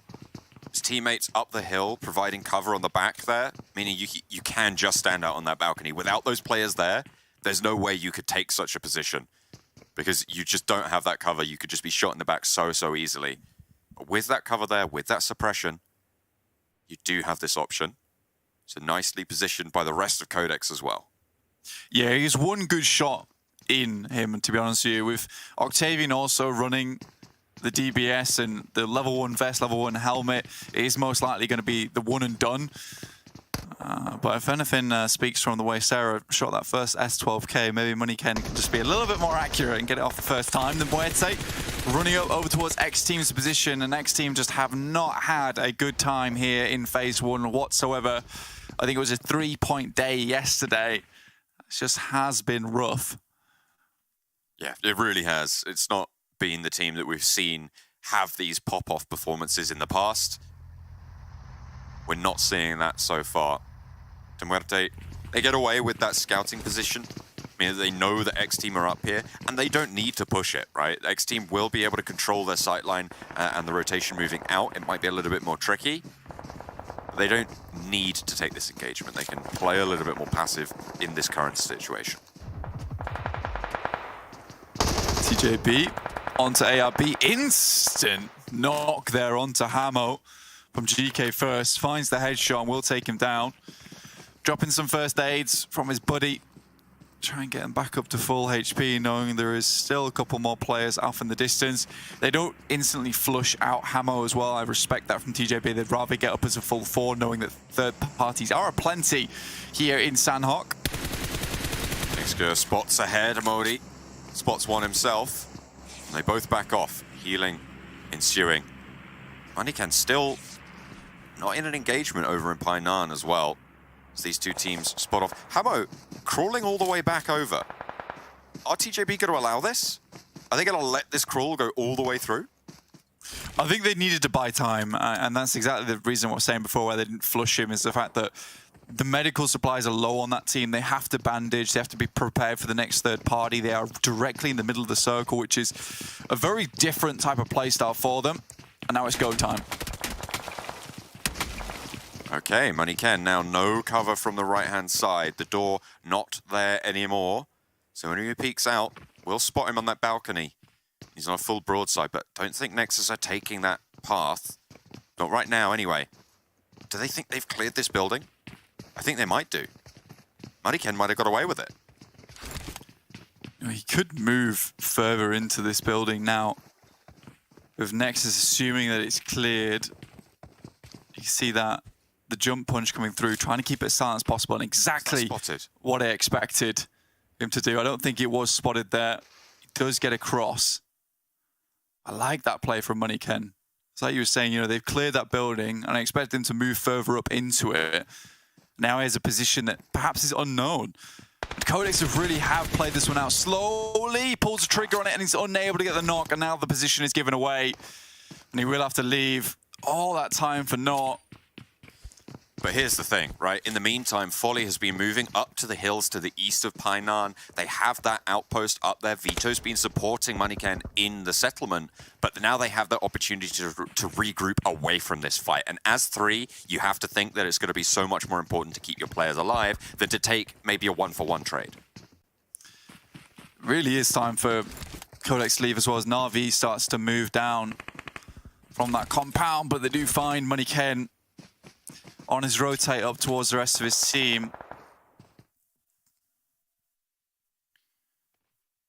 Should be maybe Resable, but there is an angle, seemingly, over towards Manikan as he crawls back over that ridgeline.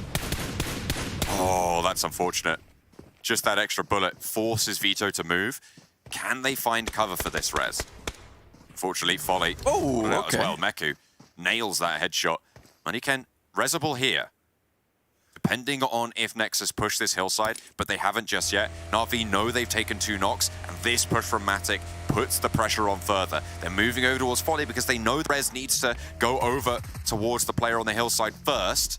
Further down, I think Manikan's been left to heal by the tree, and there's the side swipe. Vito trying to stay alive. One of the heavy hitters of the lobby, but absolutely demolished. Matic runs them down, and now from Painan, it's Nexus to try and shut down Na'Vi. 1 knock did go through, but it looks like Na'Vi hold the hillside for now. Yeah, it's very, very clinical from Na'Vi, and those are the type of gunshots you expect from Na'Vi as well. Very, very accurate, super on target, instant with the second knock. Immediately they're rotating up towards that position to take further position within the circle. Now they know and have a good idea of where the other team is. Nexus still just trying to move out from Painan. Nexo comes in. I do think that this is curious though, John, because this is the first time we'll ever see TJB be this central in a circle before. And I think they're playing this from a very, very early part in the game. You know, I'm curious to see what they'll do, considering, you know, this is the healer team, but they've been thwarted so many times. It feels like they put the foot down now and they're ready to just go straight in for the central win.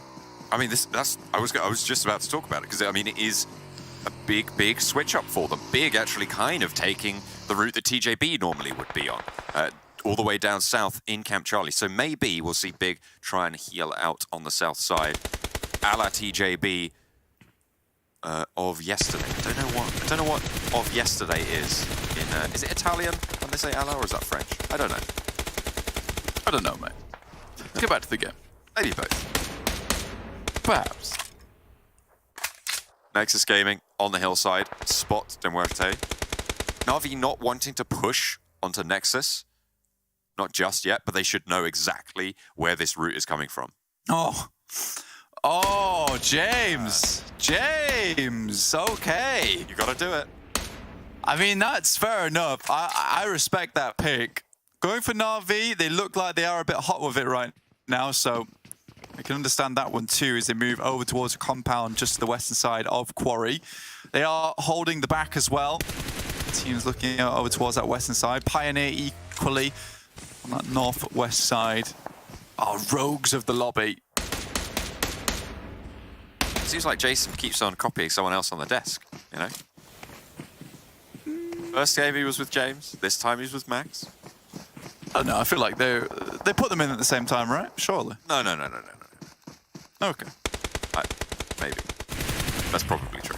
However, it's much more fun to flame Jason than anything else. Duarte feeling a little bit of the flame themselves. Striker trying to cross this valley. Absolutely brutal out against Big. Mazzaro low, not down just yet. Dadaev trying to make that cross. Miki low on that top rope. As Striker sprays towards Swave. You got to hit those. Finally able to do the job. And Big completely swept away. Duarte, all four of them are still up.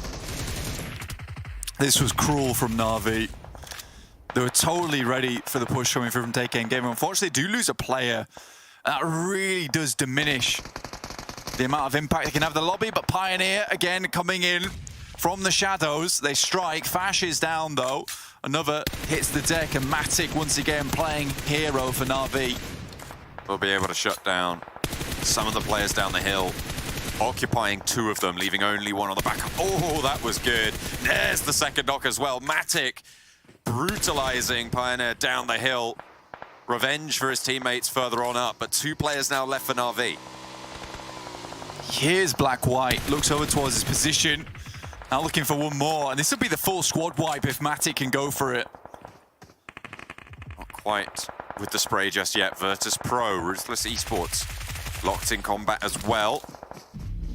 Nano Baby presses forwards into the smoke, just wants to pick up some flushes potentially. Bringing Virtus Pro out of the fray. Yankee is out there to a sideswipe. Virtus Pro eliminated. Ruthless Esports stay alive, but Pocus is not resable in this spot. For Na'Vi, there was just so many combatants on that western edge that were moving over their position. It's fairly open, especially with the downhill spot there. So they're losing two players. I think perhaps one more does go down. Yep, knocked, not quite flushed as of yet. TJB still with a strong compound, not central though, that's over towards ARB, but ARB holding on to this one, slightly questionable with the amount of players they have on board. Nobody on this west side has escaped unscathed. That crossing near Painan, those hills just to the south of boot camp, proving to be so treacherous for this lobby. TJB want to hold onto that numbers advantage. X-Team with 4, TJB with 4. Shockwave taking a knock and potentially losing more against Death Machine. Sakoni wants to find the last. Around the side, there's backup from Nightmare. Looking to just pump that lead down range, but NASA shuts him down. A third player goes down. A Shockwave are crumbling here. NASA, last player for Death Machine, wants to push in. Hakoni takes the challenge, but it's not going to be good. NASA keeps them up at 2. TJP hear this fighting though, and they're on the move up at the moment.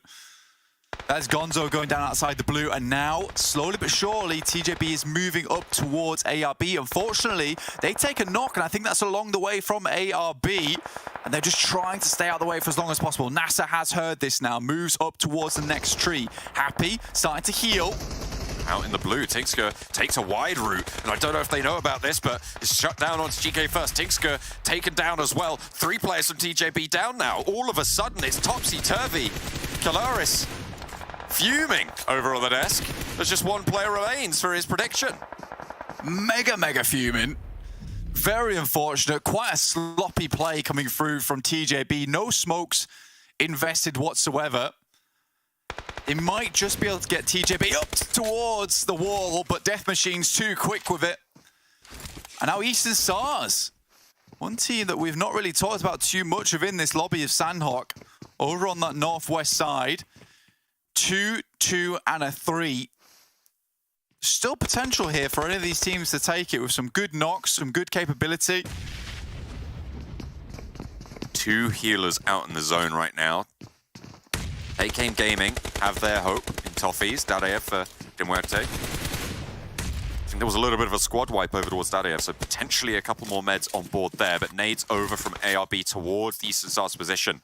This is a tough break on the circle. These nades are just a bit short. Gabahala peeks out for just a brief second. It's Death Machine that's also got eyes on. I think Death Machine would love to take down the players from Eastern Stars here, get themselves a second place. Now just one remaining in Bazzi for Eastern Stars.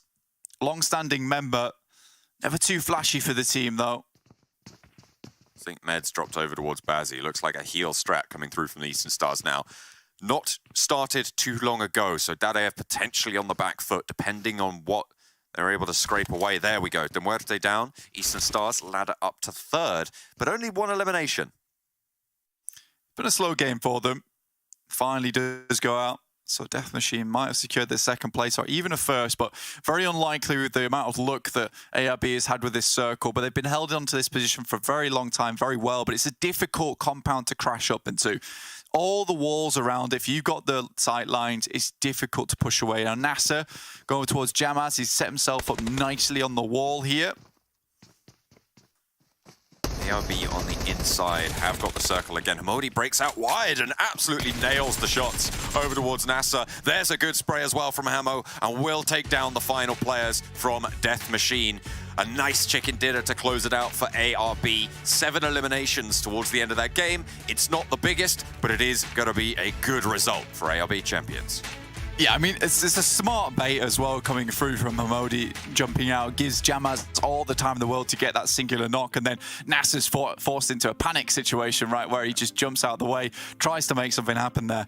Slightly unfortunate, but TJB, what a fumble in those last moments. No smokes, no nothing, moves up slowly but surely without getting anything done with it. Na'Vi looked like they could have taken something away there, but at the end of the day, that doesn't check out, but we'll take it anyway. I'm sure, you know, 4 Hamodis all over the screen, but 0 mustard turtlenecks. I'm going to keep bringing it up because I do miss it. Yeah. He had the best 0 grenade eliminations, though. That's right. Let's be honest. That's right. Out of all the teams, the best. Interesting stuff overall. I did like that match, and honestly, do you know what the best thing for me though is there? With the amount of eliminations that Death Machine got on board, I'm super proud of the team because I think what we've seen from them so far is them getting some big numbers on maps where they get some circle look. This time they don't get it, and this time they get some big eliminations. We're going to head over to some big guys on the desk here with Jason, Max, and Kalaris. Big guys? What? Did he just call us all fat? I'm trying to lose weight. Come on, Blank. What? Yeah, what the heck, Blink? Yeah. What? Oh, man. I don't... Spring another cluster next time anyways. ARB able to get themselves a victory here. Their first of PMPL. Great job by them. Kalaris, our prediction game wasn't that strong for all of us in this match. However, you did say ARB, they were one of your top 2 choices.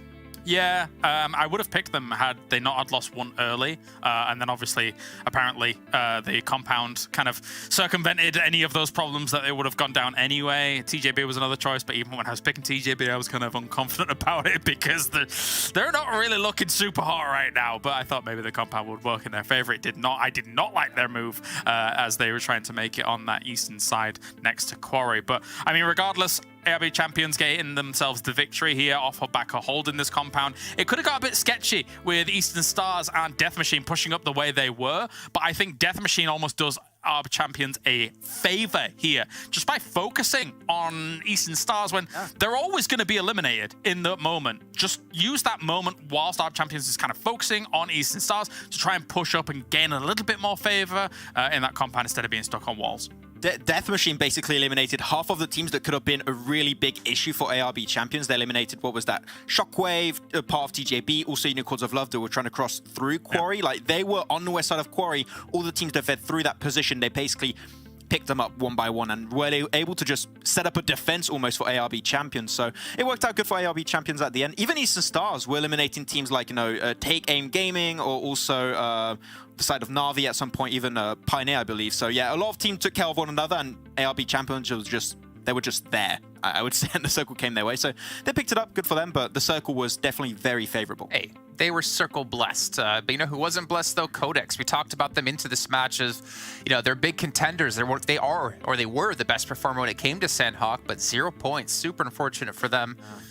Go ahead. Max? I was going to say, like, the main issue also is that they have that hot drop happening in Painan versus, I believe, is Nexus Gaming, and they were trying to leave to their heel top position where they actually won their first Sanhok from. They went for that exact same position, but having Nexus still in Painan, you are going to get shot in the back, which is exactly what happened. They lost 1 player in the early game fight, then 2 players afterward, and then Na'Vi were like, we're just going to play clear up now. So I would say that Painan fight, it's fine because they do not go for the full out brawls, but if they can avoid being caught while they try and leave Painan, that would be a really big improvement. So just for them to be a little bit careful for their next Sanhok games.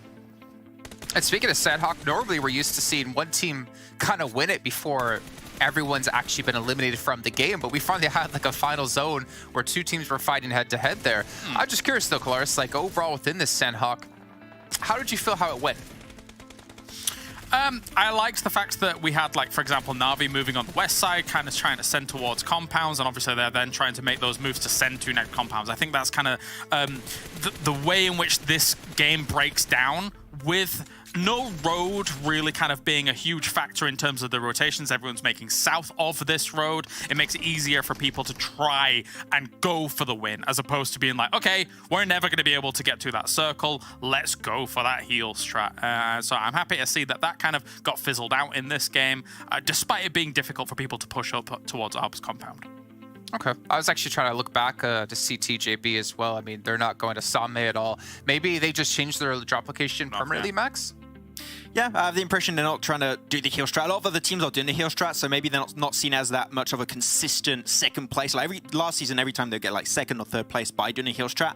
I think this game we had, what, 1, 2, 3, we had like 4 teams minimum doing the heal strat, so you're a lot less consistent. It depends on how many meds you can get, and because they don't get Same, which is like the best position in Sanhok to pull the heal strat because of how many meds are there, they might be actually just getting himself like a 4th or 5th place every single time. So I think them trying to change things up is good, but still not able to find the success I think we expected from TJB on Sanhok, so we still need to see more from these guys.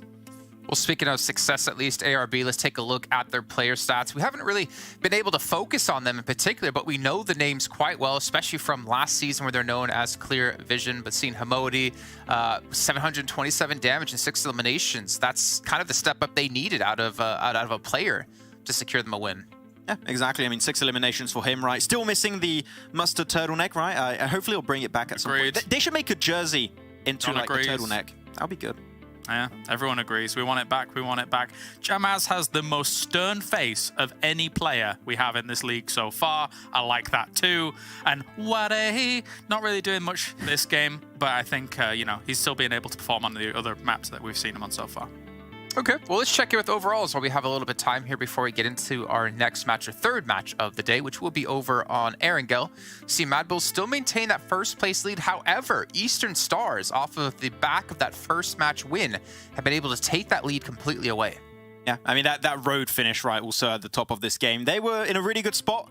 Unfortunately, they got a little bit jumped on by, what was it, Death Machine, right? You said a few times, Kalaris, that Death Machine really helped out ARB champions get in a good spot. But that's the thing. They consistently bringing these points back. They had a 50-point day on day 1, almost the same on day 2. And they're about to do it again today. They're like 36 points in today, and they were just 2 games in. So... And Eastern Stars are really looking like the consistent beast of the lobby, and so far, no one can really stop them. Yeah, but I'm happy to see that. I'm happy to see a team, you know, really not go through too many roster changes, continue to grind away. Take a look, though, down. We see Na'Vi coming in at 10th. Unicorns a little falling down to 9th place. ARB, though, moving up to, I think that was 11th, if I'm not mistaken. Able to really catapult themselves up the leaderboards. And I mean, not to sound like I'm picking on them, but X Team, I think you said they got 3 points on the day yesterday.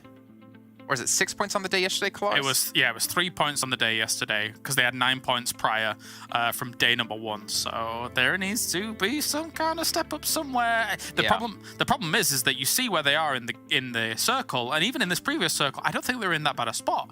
But just when you feel like they're going to make a push, when you feel like they're going to make these actions happen and stuff like that, I feel like they're of no threat right now at all, and that needs to change. Yeah. Because otherwise, you're going to get hunted. We saw some games on day 2, I think, where they could have easily got into a really good position to potentially even close off games, right? But they feel idle at times, where they're just not willing to go and make that extra step. We see Eastern Stars make it, right? When there's a game-winning opportunity, they take it, they push it, they get the win, great. But X Team are just there, and nothing follows up after that, unfortunately. So X Team needs to try and take the initiative, which right now has not really happened. It's not just happening, like, we're not concerned for them just here either. We saw it yesterday on Miramar in Hacienda del Patron when all of a sudden TJB was like, we're going to relocate, we're going to drop. Oh, we're going to drop on X Team. Because I feel like they feel that an X Team at the moment is kind of a bit of a wounded sheep in this lobby that could quite easily be taken out in some of these moments. So, yeah, they need to step up. Just to remind you guys, like in each phase, the points do accumulate. And depending on where you end at the end of those 6 days of play determines how many points you get that go straight into the finals. That's kind of what all these teams are fighting for here. Next team not going to be sitting too pretty. As you can see, their last 5 matches have just really not been able to really do a whole lot of anything here. I mean, at least able to get some points, but I completely agree with you guys. Something has to change, or X Team is not going to be able to play in Livik and not going to be able to make it into the finals, and obviously with that, not be able to make it into the regional championships. But one thing we will make it into, at least as a group of talent here, is to our commentators, because we're going to be loading into Erangel here in about 20 seconds of time. So John Allen and Blank, take it away.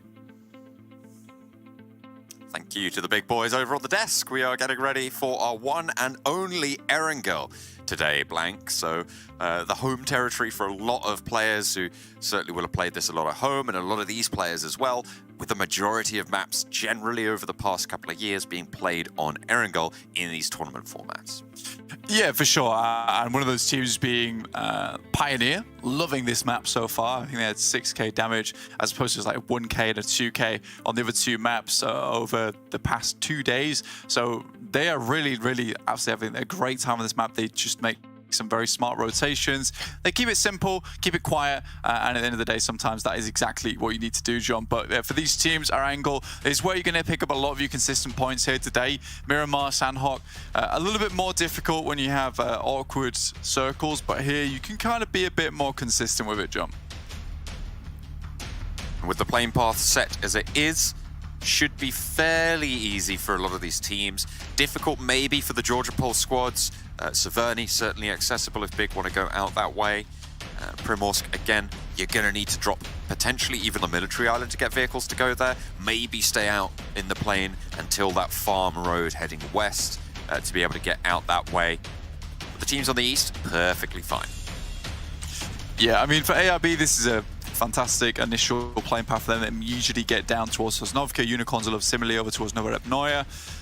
But most of the teams looking to jump out slightly earlier, maybe find some of those vehicles you were talking about and head up topside. This is a map where I'm hoping, you know, we see maybe a change of pace from a couple of different teams. Codex, you know, they've had some really, really nice matches here over on Erangel before, so we'll see if they can keep that up. They chose some very strong compounds. Yeah, it all really comes down to, you know, whereabouts this zone heads across to. Because I think Mad Bull, similarly, Max was saying at the beginning of the day, you know, snappy rotations here in this game as well. They'll need to have some even snappier ones because they need to get into position quickly and then figure it out from there. ARB dropping down still in parachutes on the western side. Team Doom getting across UOL there. Looks like a hot drop in Milta. Next team getting hot dropped again. Is this the strat? South circle shift. Yeah, well, I mean, X team usually drop in Milta anyway, and if you're Demuete, you know, you see X team drop in this position. That's already a third of their points they got yesterday, taken in one elimination there.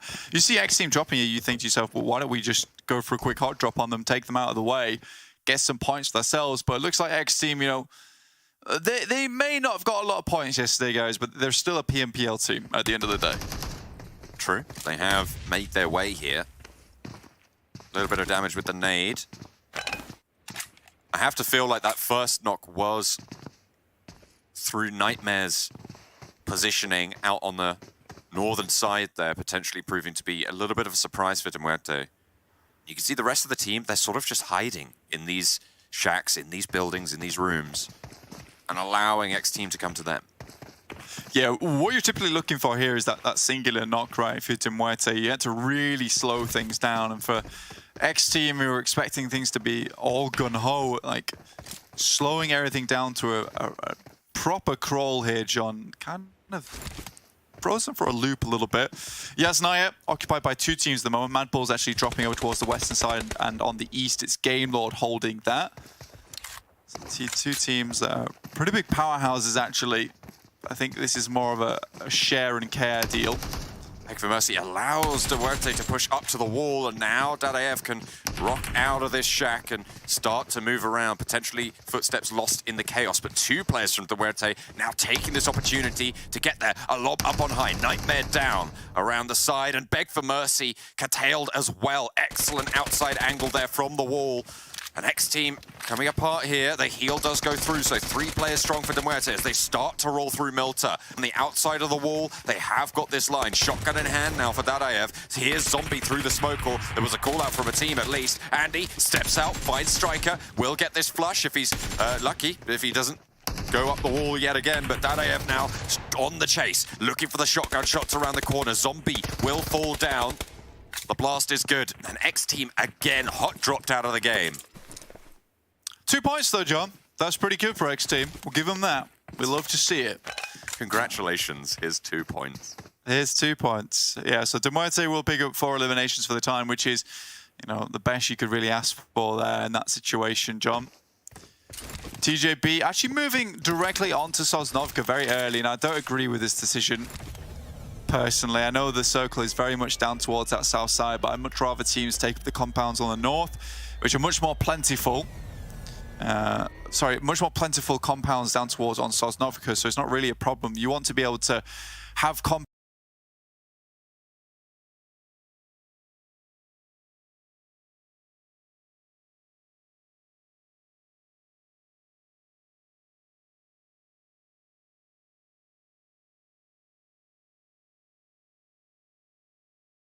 that you can hold on to on the North Island, where there's not too many that really cross their way on that coastal side, and it's difficult to hold on to. So you take those up early, and then should it shift down towards Sosnovka, that's when you'd realistically want to make your push through, because there's a lot of safety you can actually find on military, despite it being quite small. See how safe that'll be for Unicorns of Love, for TJB. Who's that on the south side as well? For Romanian men, I believe. On the south side. That's right. Of that military base, yeah. That is correct. Codex over towards farm. You know, they're just looting up, trash loot. Get as much as they can get on board. Game Lord's eliminations kind of fallen down just a little bit here on our angle. Under 4.33. That doesn't really track with the 1,000 damage that have been able to get across. I mean, that's at least 5 eliminations, right, per game if you're hitting the 1,000 mark. Still pretty decent, just not been able to transfer all of them across. Mad Bulls, on the other hand, you know, a little bit of a bigger sample size here for Wrangle now. 6.33. You know, it's not huge, but it is very, very decent. Yes, Naya, Mad Bulls. Grabbing some vehicles, split loot between them and Game Lord. 2 teams very much in the conversation for taking home our first 20-point bounty at the end of next week, at the end of Phase 1. Virtus Pro, almost 8 elims average per Erangel. I mean, that's pretty solid stuff. Yeah, now that is some really good conversion, and also with the 1,200 damage, right? So here they're able to pick up some great third parties, and we saw that yesterday, so that really does, you know, make sense compared to what they've been able to do. They're very, very quick with it when it comes to finding the teams to third party, which teams they can pick up some points off of in the process. So I think for Virtus Pro were really well done, but I think a lot of those eliminations and that average has come across from yesterday. They had an absolute blinder. Codex, on the other hand, you know, they've kept it very, very simple here on our angle. I think, honestly, their stats are pretty wild for Wrangle so far, and it's not been easy for them. Yes, they've had the soak a couple of times, but they've certainly worked for their money. You saw It was what sort of 12, 1300 damage for 7 point, I think it was 7.7, something like that for VP, and then 1400 and 7.6 for Codex as well. So two seemingly similarly performing teams in terms of eliminations and damage, that is. Two different styles of gameplay though. I think Virtus.pro is a little bit more slower in their approach to Codex's quite aggressive plays towards the beginning of the game. I mean, we saw Moneyken's average survival time being around about, like, I think it was 19 minutes here on our angle. So he doesn't live a huge amount of time, but he certainly pumps in a lot of work for the rest of the team. Not necessarily always the best thing for you, but if it gives you a lot of space in that early game, brilliant, happy days.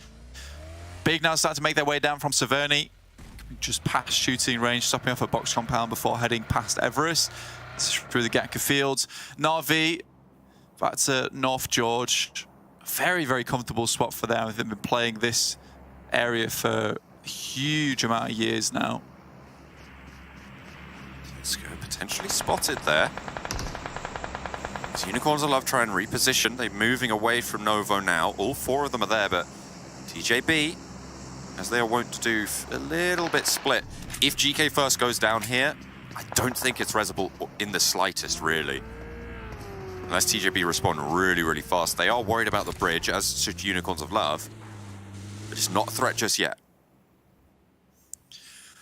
Splits from TJB are always curious, and I think that, you know, if they were more, I don't want to say that more mechanically skilled, but I think just a bit more aware of their surroundings, they could take these splits more comfortably. And I think GK First kind of puts the team in an odd spot, right? Because he's such a fantastic player, and right now I just don't think he has the right teammates to enable that kind of gameplay. So when he goes for those huge off angles where he typically gets 1 or 2 knocks, he just doesn't have the backup to follow through on that a lot of times. I do think they've added some pretty phenomenal players to the team, but still just not quite enough. And I don't think TJP's ever had a full roster where I feel like, you know, they're all fully in control of what they want to do and can support each other fantastically. Next circle though, we'll head down towards Sosnov because this is about the time when you can start to make your way across. Ruthless Esports though on the western side, they are gatekeeping at the moment towards that lighthouse, and Codex looking like they're more or less going to be going for the swim across onto the northern island. They're right on the coast, on the cliff face. Gonna get points for the dives, I suppose. Not actual tournament points, just the points from our judges. Virtus.pro, rock up on Nana Baby and rock his world. No longer playing this game. 3 players now for Ruthless. Both Virtus.pro and Ruthless right on the mouth of this western bridge. VP on the high ground. VP immediately take Lighthouse, and it's a little unfortunate. I mean, you have one player up here, but with the speed at which Virtus.pro took Lighthouse away from Nana Baby, yeah, it is rough now for Ruthless Esports. Their gatekeep kind of crumbles in their hands. Oh, nearly the slam down with the rear axle there. But they'll be all right. Just picking that one up with the standard affair of rifles. Well, you got the teams. A huge amount of presence on this high ground currently. Now Salazar just wants to drop the smokes, perhaps get in the vehicle and get gone, but the way that thing's parked, it's going to be difficult to get it out of the gate and gone. You can see already one of Ruthless Esports, they've sent one of their players across the bridge early. You can see him just off the left side there very quickly, but oh boy, ooh, he's slick with it. Headshot directly over towards Salazar, he's not getting in the vehicle. The good thing about Virtus.pro's position is the amount of control they can exert. The difficulty was always going to be this descent, right? And now that they've taken so many of the Ruthless players down, they've opened up that descent for them. They're taking this opportunity not only to leave that position that could prove to be a tomb for them in the future if they stayed, but they're also going to look to crash and take those elimination points and take down Ruthless Esports. Yeah, they knew that something had to happen here. This is an interesting engagement that's currently going on. I just spotted this on the map, and I'm glad we moved across over towards it. This is Mad Bulls versus Team Doom, trying to move their way across Quarry at the moment. Perks, though, spotted out.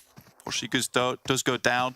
The actual medication on their side is not amazing, but Mad Balls, you can see there, Monkey does have a fair few stims on board, will immediately drop the syringe in, which is fair enough. Needs to get himself healing as soon as possible. In these zones, which are healable for now, certainly important to keep that one nice and topped up. Na'Vi lost 2 in the midst of it all, again on the western side. Death Machine, the ones to do so. Team Doom still really very heavily suffering here. On the east bridge, Game Lord are making their break across it. Big, instead, look at a maybe backfill on Codex position, but unfortunately Codex are still holding there, despite the hard shift already coming through.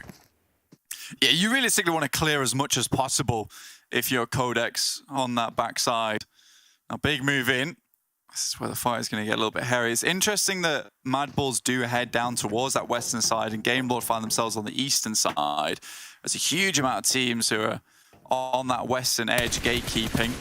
Just wondering what was the decision there. Now, Valor spots out Take Aim Gaming and Toffees should bleed out from that. Yeah, there's no way you get that res off. Mind needs to think about himself there, get those bandages on board. Again, Codex and Big still trying to leave that cliff face. I wonder if Big have already sent across. Demuerte now all the way up. Navallo drops down, but not quite taking the shots from Dadaev. UMP in hand, 2 players from Demuerte on the bridge. Game Lord, this is their forward player. There's no real backup with Victor going down. Dadaev, oh, he jumps on up, and Navallo knows how to play this bridge, but unfortunately is just too much with the DBS close range. That'll seal the deal. Game Lord lose their player on the bridge. Yeah, and 2 players up front as well, going down to Tongji Bao. Now just Akashi remaining. Has done some good work as a solo before, but fell off a little bit. I think he's more praised for his IGLing skills. Able to get Game Lord into the correct position at the correct time. Unfortunately here, it's not quite worked out. I believe Mad Balls are getting themselves into a couple of boats here, down towards Primos, now that they've sent Na'Vi away. And with the circle being so central towards military base, actually taking the boats is not a bad idea. There's not going to be a huge amount of players on this western side to be able to take shots towards them. I think the real issue for them is meds and stims. Like, can they even make this crossing in Zone 3? It's Zone 4 it's going to hurt. Mind, though, sees Demuerte. Oh, Mind was in the engagement earlier with Game Lord, so potentially unknown position there. Big repositioned all the way to the back of this bridge. At the back of this queue, they will have heard these shots ringing out on the bridge side. It looks like Beast and Mickey want to ride strong into the fray here. TJB, they've left that position on the far side as Game Lord have managed to make their way across. Big cut down by 1 on the spray, and a second picked up. Demuerte absolutely shutting this one down. 2 players from Big falling. It's disaster on the Eastern Bridge for everybody involved. Fleeky's been an absolute monster this game, even versus X-Team earlier on. Almost able to take down 2 players there in the second vehicle before he is struck down. But that's 8 eliminations up for Demuerte in those final moments. Really, really well done. And you've got to praise him, especially if you're on his team on Demuerte, you know, like, give that guy a pat on the back, because he has really jumped your points up in this game where it should have been quite difficult. Now, Mad Balls, though, you can see this circle on your screen. This works out pretty nicely for them. They'll be able to slot in on the coastal side, get out the vehicles, and start moving up directly into the circle. Considering they're on the slow side of the blue as well, you know, happy days. Codex made that crossing now. They are on the island. Mekio at the back. Focus on the front, but only solo players there. 4 solo players are going with Mad Balls on the 1. Makes that 5. But they still have 2 players knocked. Not going to be resable there. Team Doom eliminated the first of our solos to go down. Yeah, and I mean, that was always the question to be had. It was the play zone. We hit Zone 4. They're not in the circle fast enough, and now the only option for Xeric is to head down towards the beach. Try and rock up there. That is unfortunate. Rana with 2 chances there towards Hamo, but instead gets rattled from across the way. ARB, 3 eliminations, all 4 alive, playing on their drop spot. They have to move to the west, but they're looking good right now. Shots coming through. Death Machine, fairly strong position on the roadside. This is Jason's prediction here. Whereas the other 2 lads, they will go for Unicorns of Love, who have had a pretty dominant chokehold over towards that south side, not allowing anyone to get in, predicting those positions of ingress coming through from Mad Balls. Now Unicorns of Love starting to move over towards the ridge, looking down on a lot of the players here. It's very open ground now. Smoke's going to be absolutely imperative. You know, even just the fence wall, it might not seem like a lot of cover, but if you're prone, it's typically the best thing you can do in that scenario. Can be pretty hard to get those nades through it as well, which means it's fairly secure over the top. A lot of teams on the inside of this military base where perhaps they don't want to be right now. With the hard west shift, could prove to be tricky. Mazzaro, by the way, still going for big, all the way out on that eastern bridge. Has a long way to go, but depending on how many meds are available, could still make it. Yeah, he's in and out of the vehicle at the moment. I don't know if he's still trying to move in or he's just sat in the back healing. 3 eliminations so far. Virtus Pro find themselves in a fairly decent spot towards the center of the circle. Remember, these are the guys that rocked up on Lighthouse, took down Nano Baby. They were able to shunt out the remaining members of Ruthless Esports. Just Pocus now remaining for that team. ARB pretty clumped together.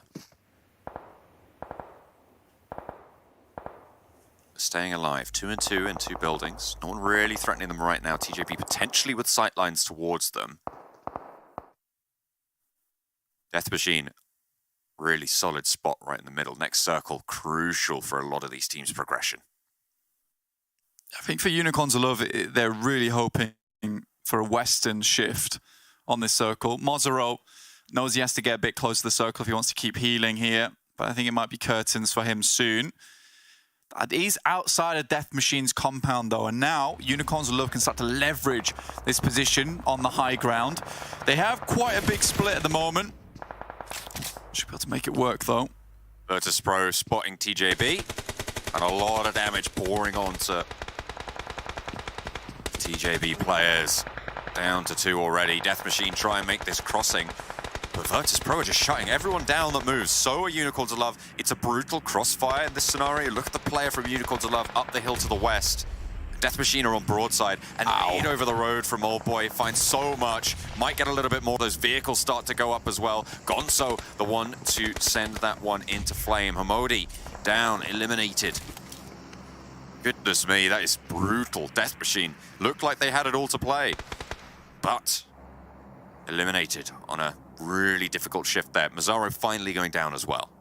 Yeah, I think that, you know, Max and Kalaris have the right idea of it there as well, not choosing Death Machine like Jason instead of going for the Unicorns of Love, purely because, you know, leaving that compound a Death Machine was in, you know, you're going down the road, you can see how open it is here, and regardless, you know, Death Machine are aware of Virtus Pro's spots, so they have to rock up towards the backside of that compound. Unfortunately, by denying the sight line of Virtus Pro, you enable several from Unicorns of Love, and, you know, even more unluckily, Old Boy is just really good at the game. Some incredible nades come through, and that does put an end to their run.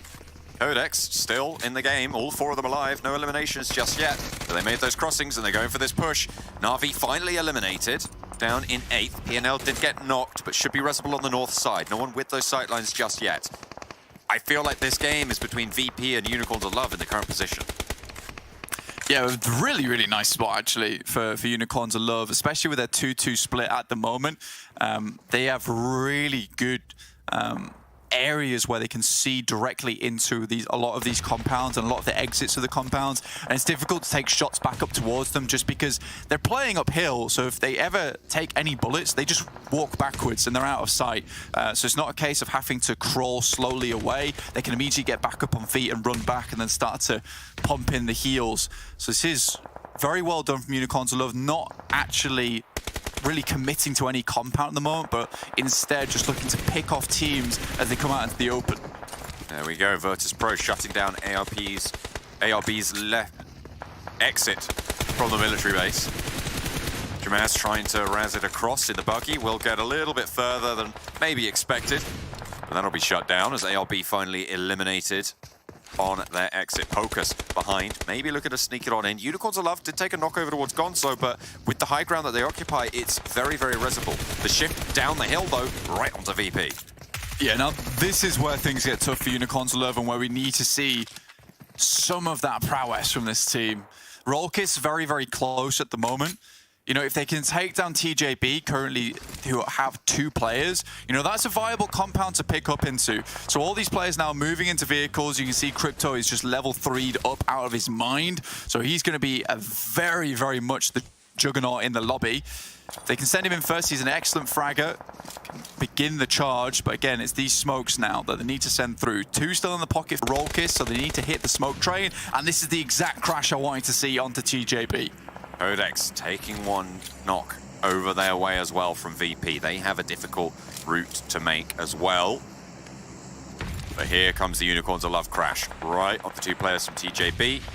The res goes through on Codex's side, so they are back up to 4. The blue zone is moving in the meantime. Rolkis swings out wide on the crash. Icy God at the back needs to heal up in the smoke. So does Crypto, but Gonzo and Rolkis want to take this 2v2. Nade not quite making it through the window, not posted properly. As Gonzo goes down to an A for GK first. Good start to the hole for TJB. Can they put more into these smokes? Can they hold it on out? Gonzo is going to get flushed by it. GK first has the opportunity to put this healing in as well. Nades looking good over towards the push from Unicorns. It's a sloppy crash at the moment, though, from Unicorns of Love. Rolkis missing that initial nade just did not buy them the time they needed, and he can't reposition because the nade's too close to them. Now they're down to just 2 players. That nade through the window is kind of good, though. It takes very low, that singular player. Another nade goes out, and now Unicorns of Love down to just 2 players. This crash, although it's the one I wanted to see, has just been a little bit too much for Unicorns of Love to weather through.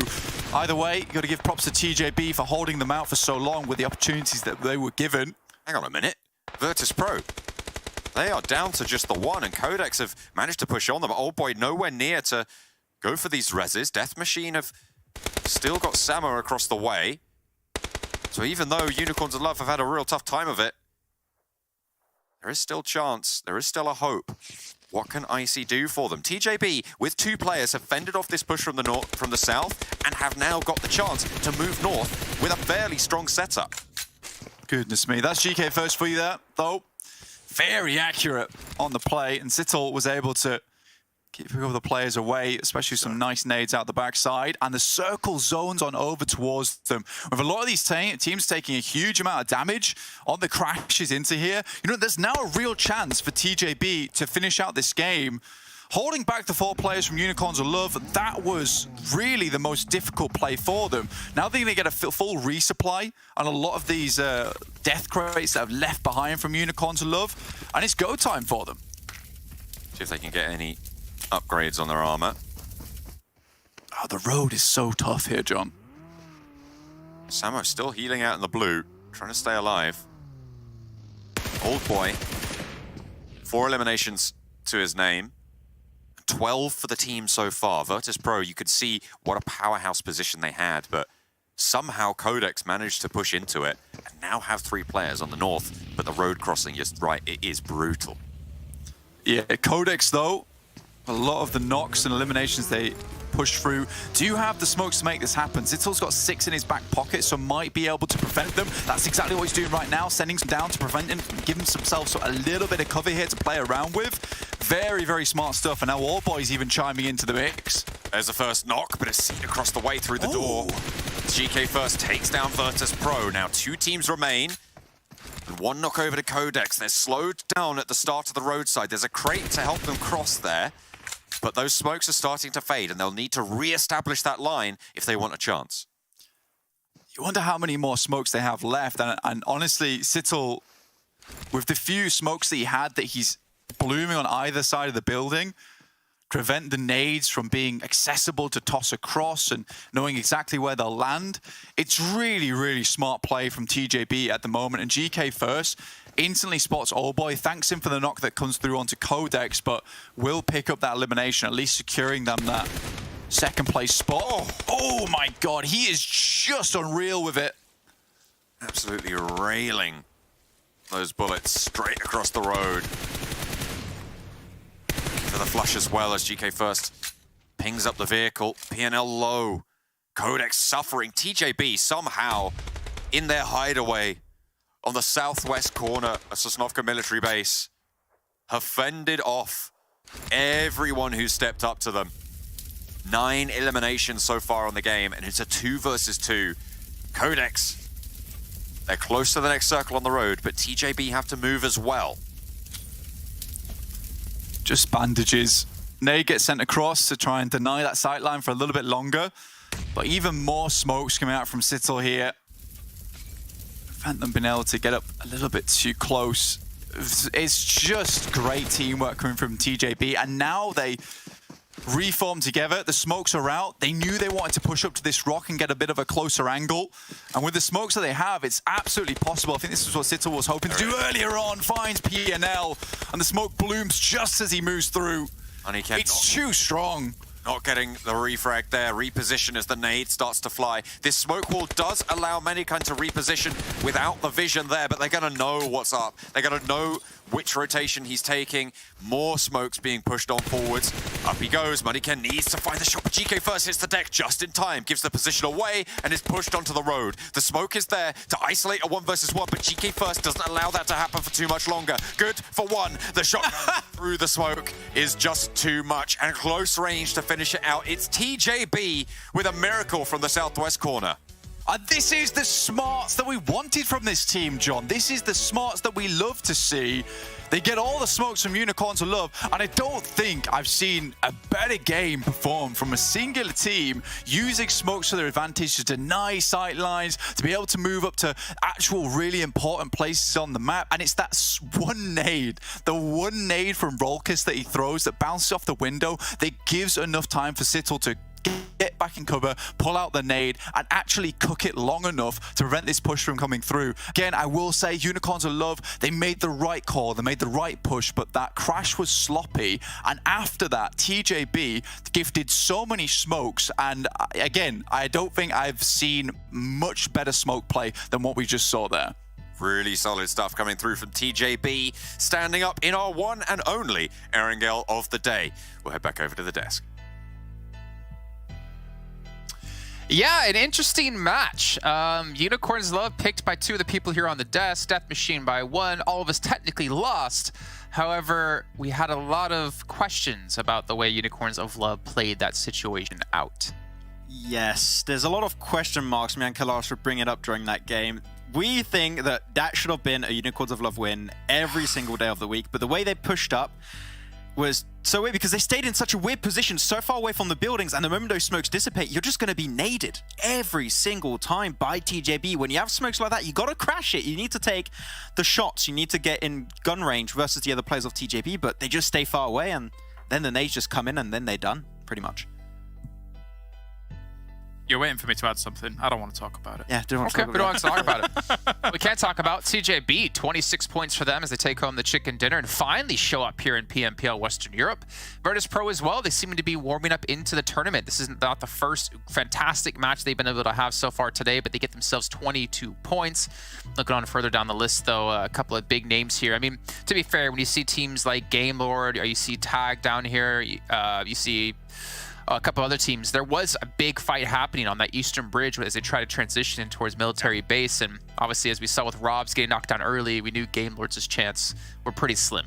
Yeah, and I mean, even some teams actually at the very beginning of this, loads of fights going on in Primorsk as well. Like, you have quite the rough first circle because a lot of it is mainland, but a lot of it is also military. So how are these teams going to commit to these locations early on? That's when Bridge has become a big focal point here, as we're seeing West and East Bridge constantly providing us big fights and big problems for all of these teams trying to transition. I didn't mind that Mad Bulls tried to go for the boat strategy, but Unicorns of Love was very mindful of that going on and was playing a game for about 15 minutes here where they were making sure no one was backfilling them from the southwest side and trying to cover as many angles as possible. It's just a shame that the crash from Unicorns of Love didn't work, because I feel like their game plan through all of this was really nice. It just didn't work out. Yeah, I was a little bit doubtful from time to time when it came to that 2-2 split they had. I think it was a little bit too big of a split from time to time, but the fact that they already cleared the west, cleared the south, like they knew no one was going to be, as you said, going for that backfill. But is that one push on TJB where that should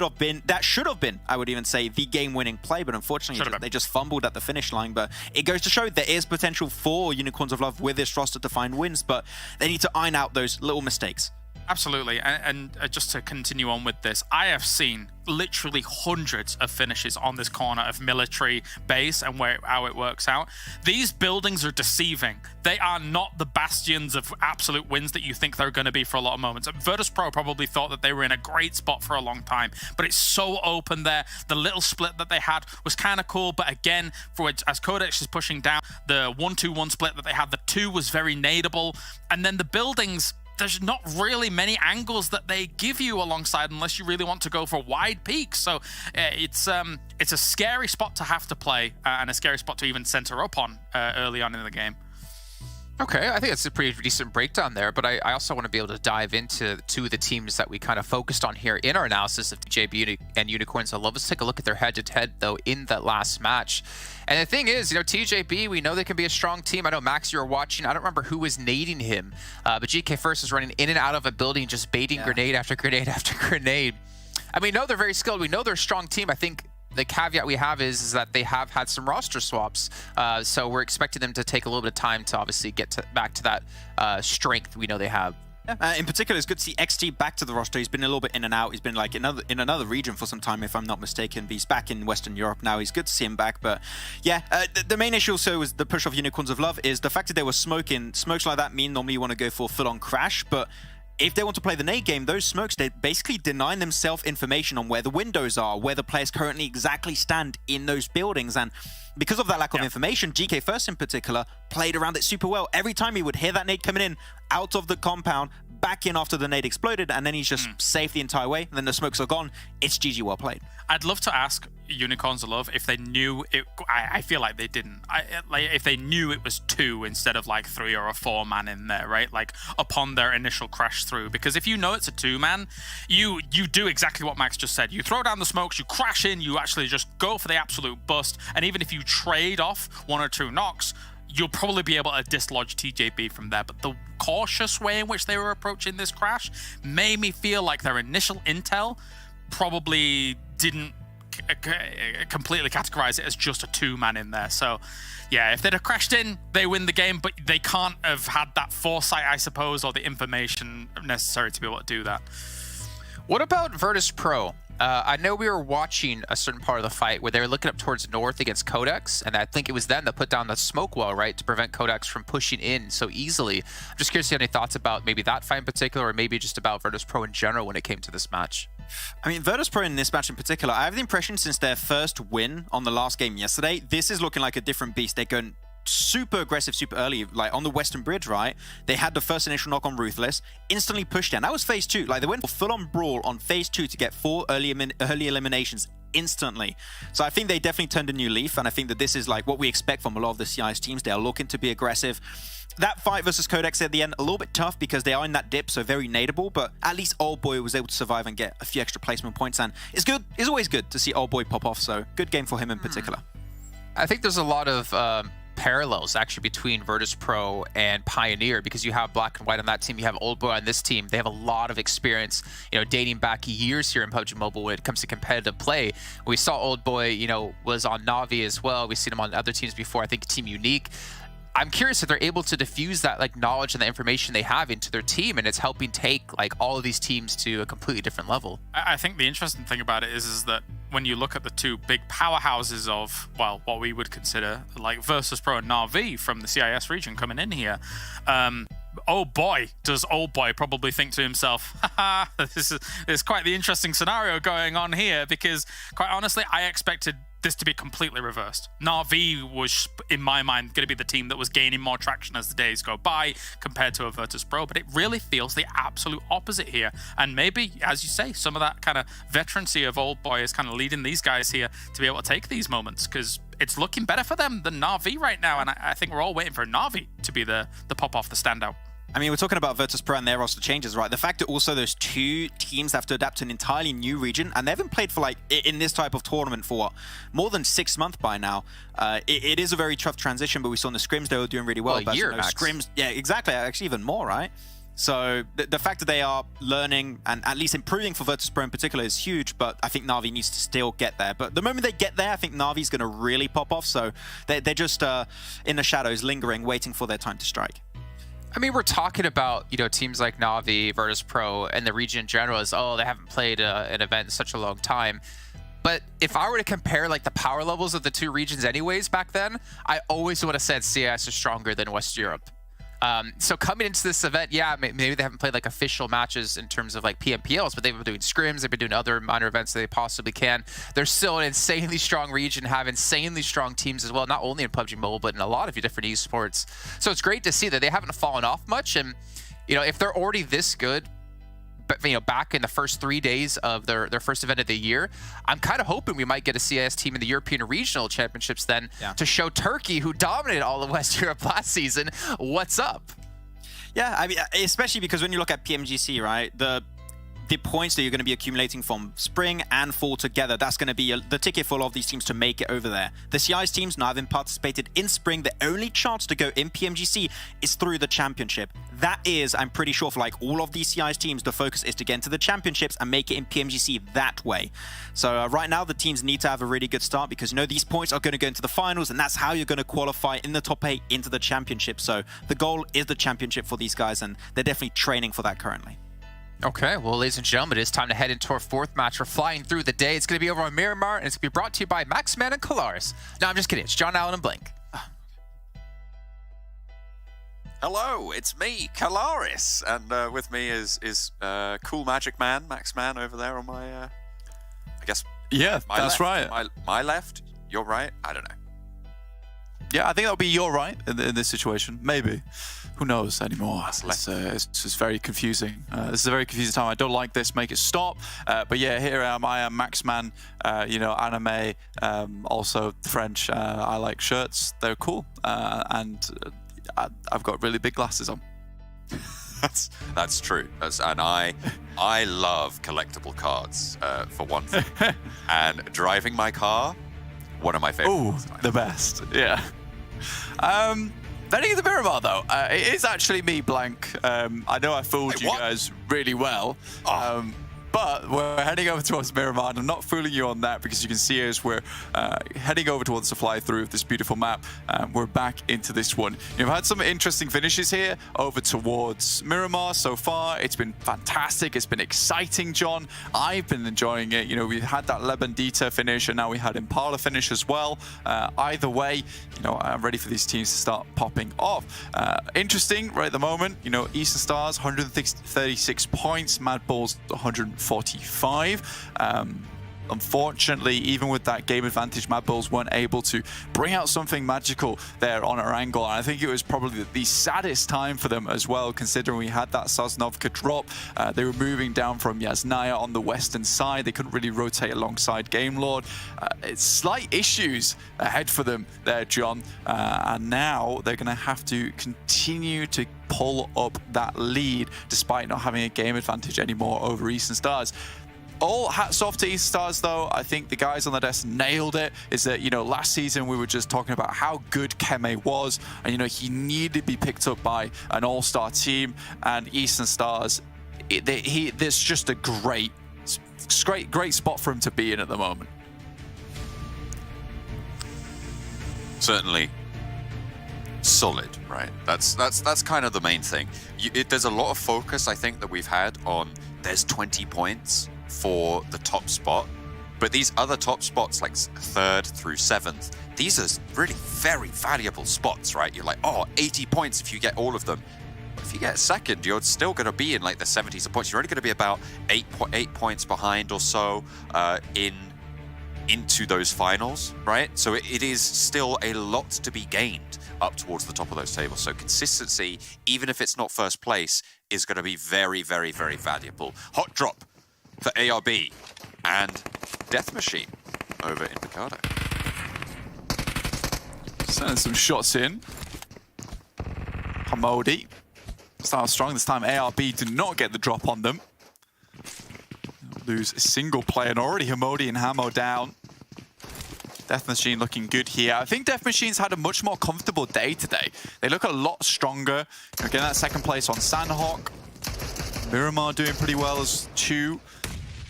Are happy getting up close and personal with Wadir. Samuel with the Mini 14. They're set up. They're ready to go. There's the nade pin popped. Oh, he's baiting out the push. The nade is going to come in, though. Up on the counter. It's going to do a lot of damage, but it's going to be followed up by a swift mini shot to the gut. That's not going to be good for the health. ARB down to just the one. Just Jamaz now. The sternest player. Kalaris dubbed him. He's quite the angry guy. Stay Commodi low. See what he can get done here. Not enough. That moustache not quite thick enough to protect him from the hail of bullets coming on through. Still, maybe a couple of them caught for later. OX team. It's very OX sad team. at the moment, yeah. OX team.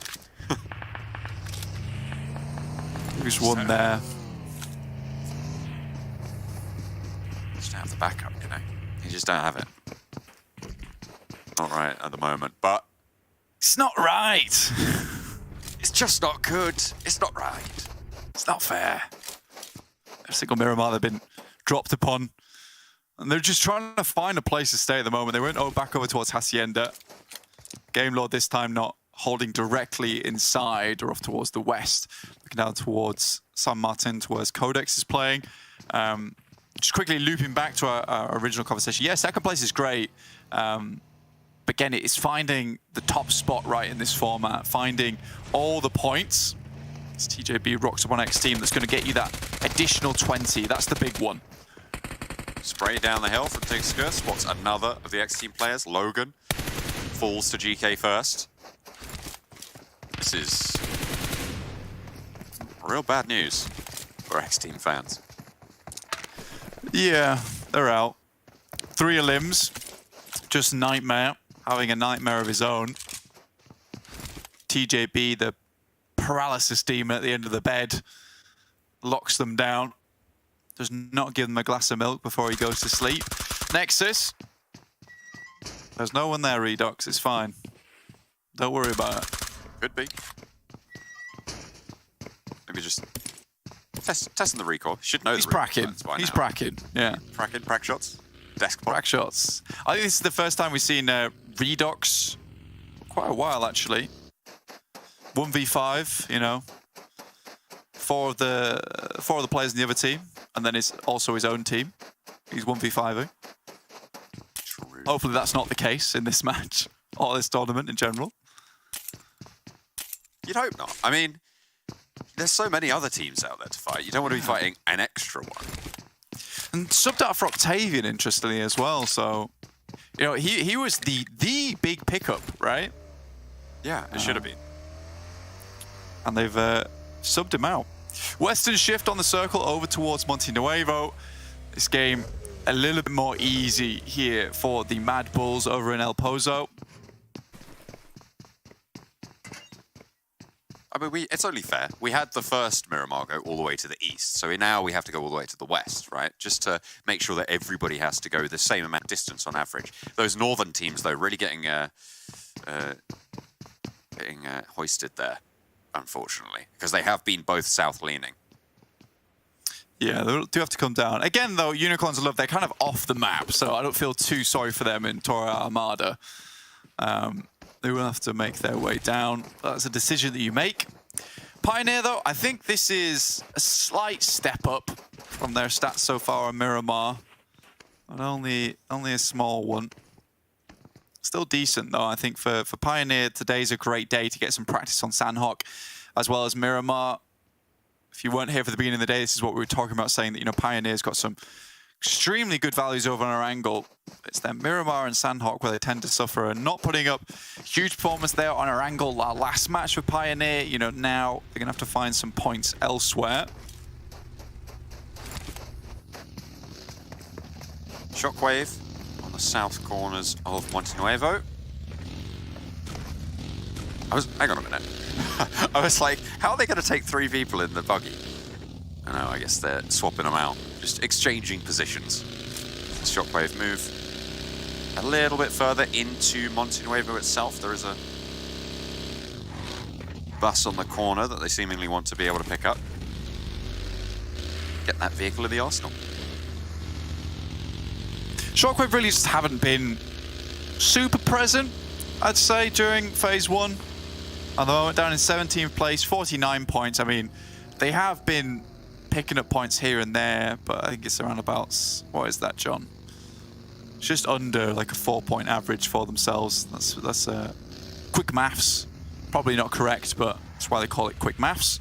But yeah, I don't think, again, that's what I like about this lobby. I really think there's only one team who I think is done really not much, and that's X Team. Again, we're not picking on them, just reality. 1.6 Fortunately, points at the end of the average. day. Yeah.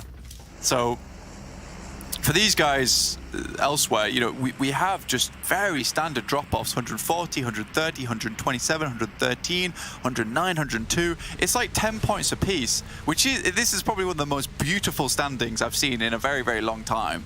You're so excited about numbers, Blank. Maybe we should. I am really excited about numbers at the moment because the drop-off is just so consistent. I don't have that huge amount of volatility anymore until obviously you get into where we find those top 12 placings, because there really can be a lot of difference as who gets to play that Livic.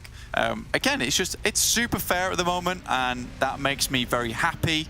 And it's nice to see that all these players are just really trying to pump up the biggest numbers as possible. And I think the major thing for me at the moment, right, is that no one... I'll talk about... Can I... GK first, chill. Chill. Please chill. I need someone to talk about something. The biggest thing for me is Sandhawk isn't dominated by healers anymore.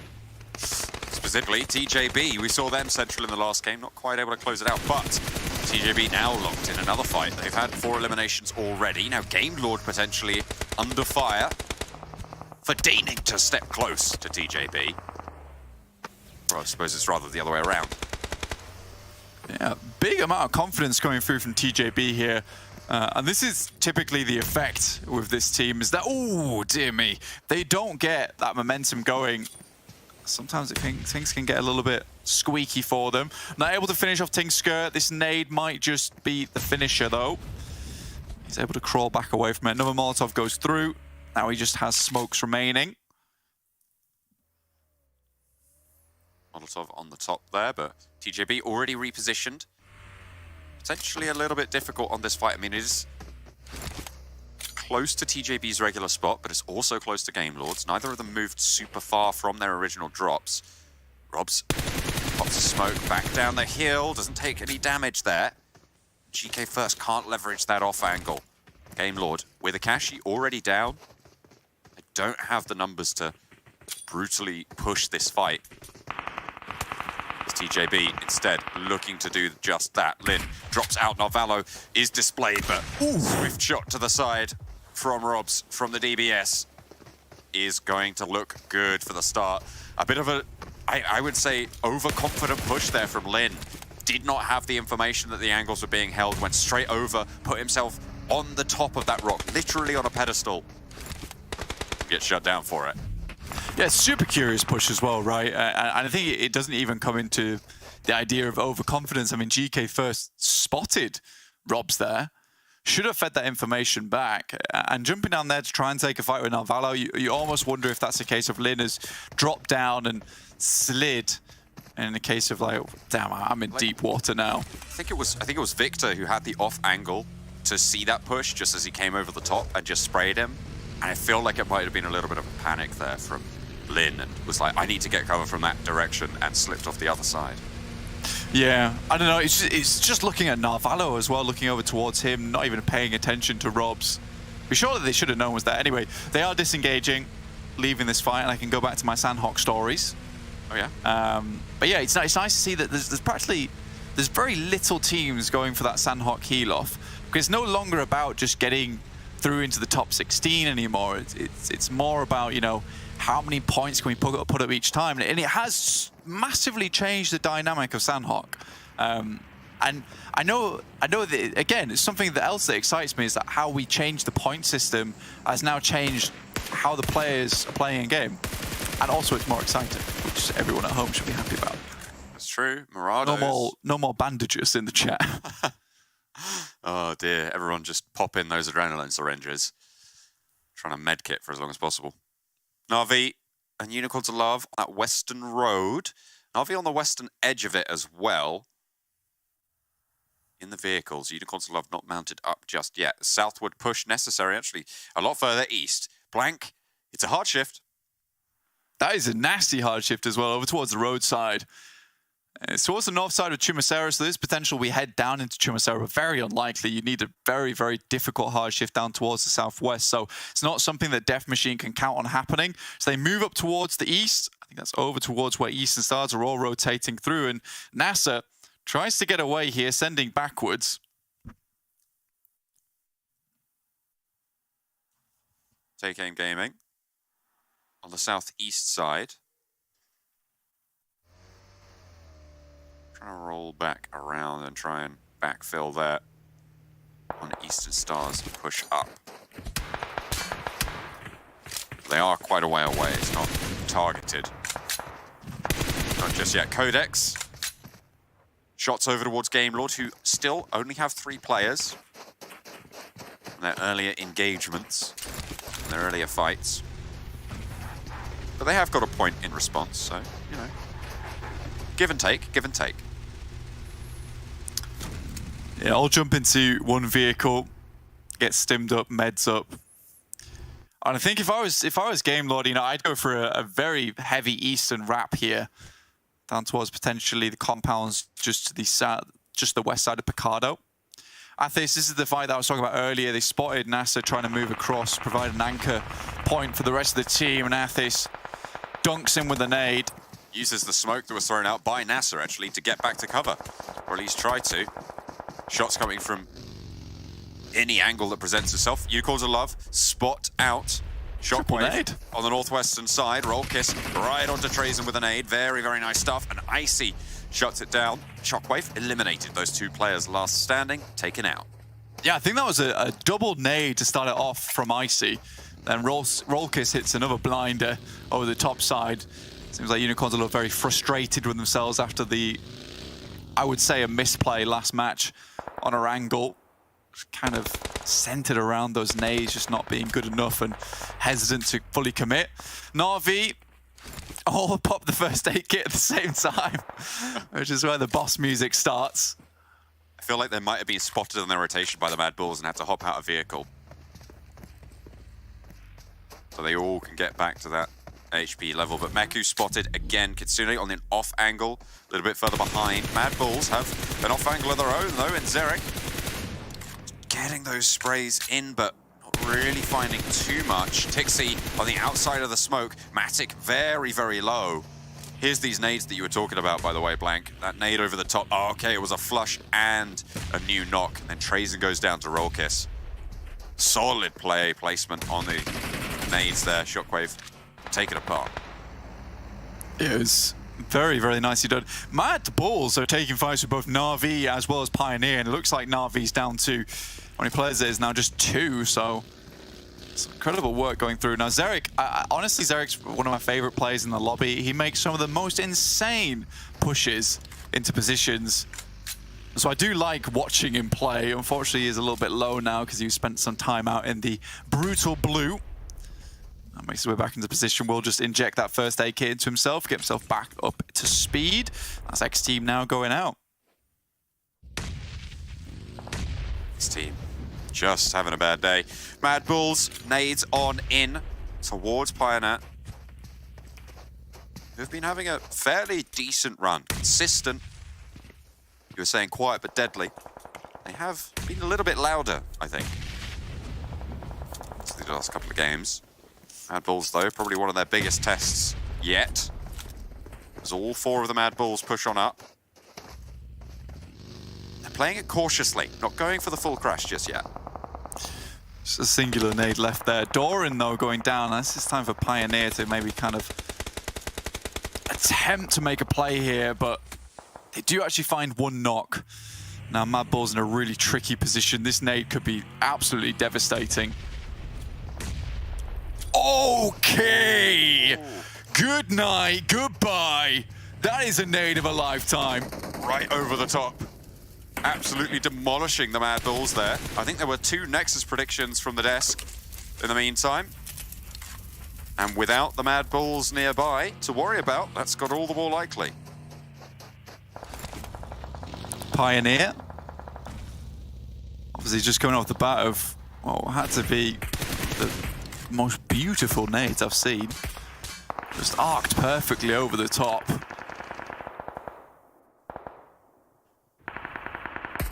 Unicorns of Love, they take a knock. TJB.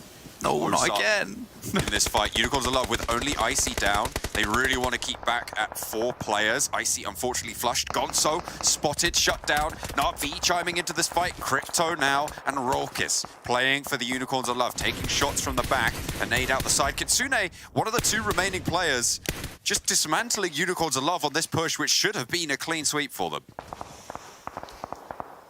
It's GK first time though. Spots Raucous moving up. Shows him how to use the nade there. That's how you throw it through a window, mate. GK first find was at least 1. Now just Crypto has a nade through.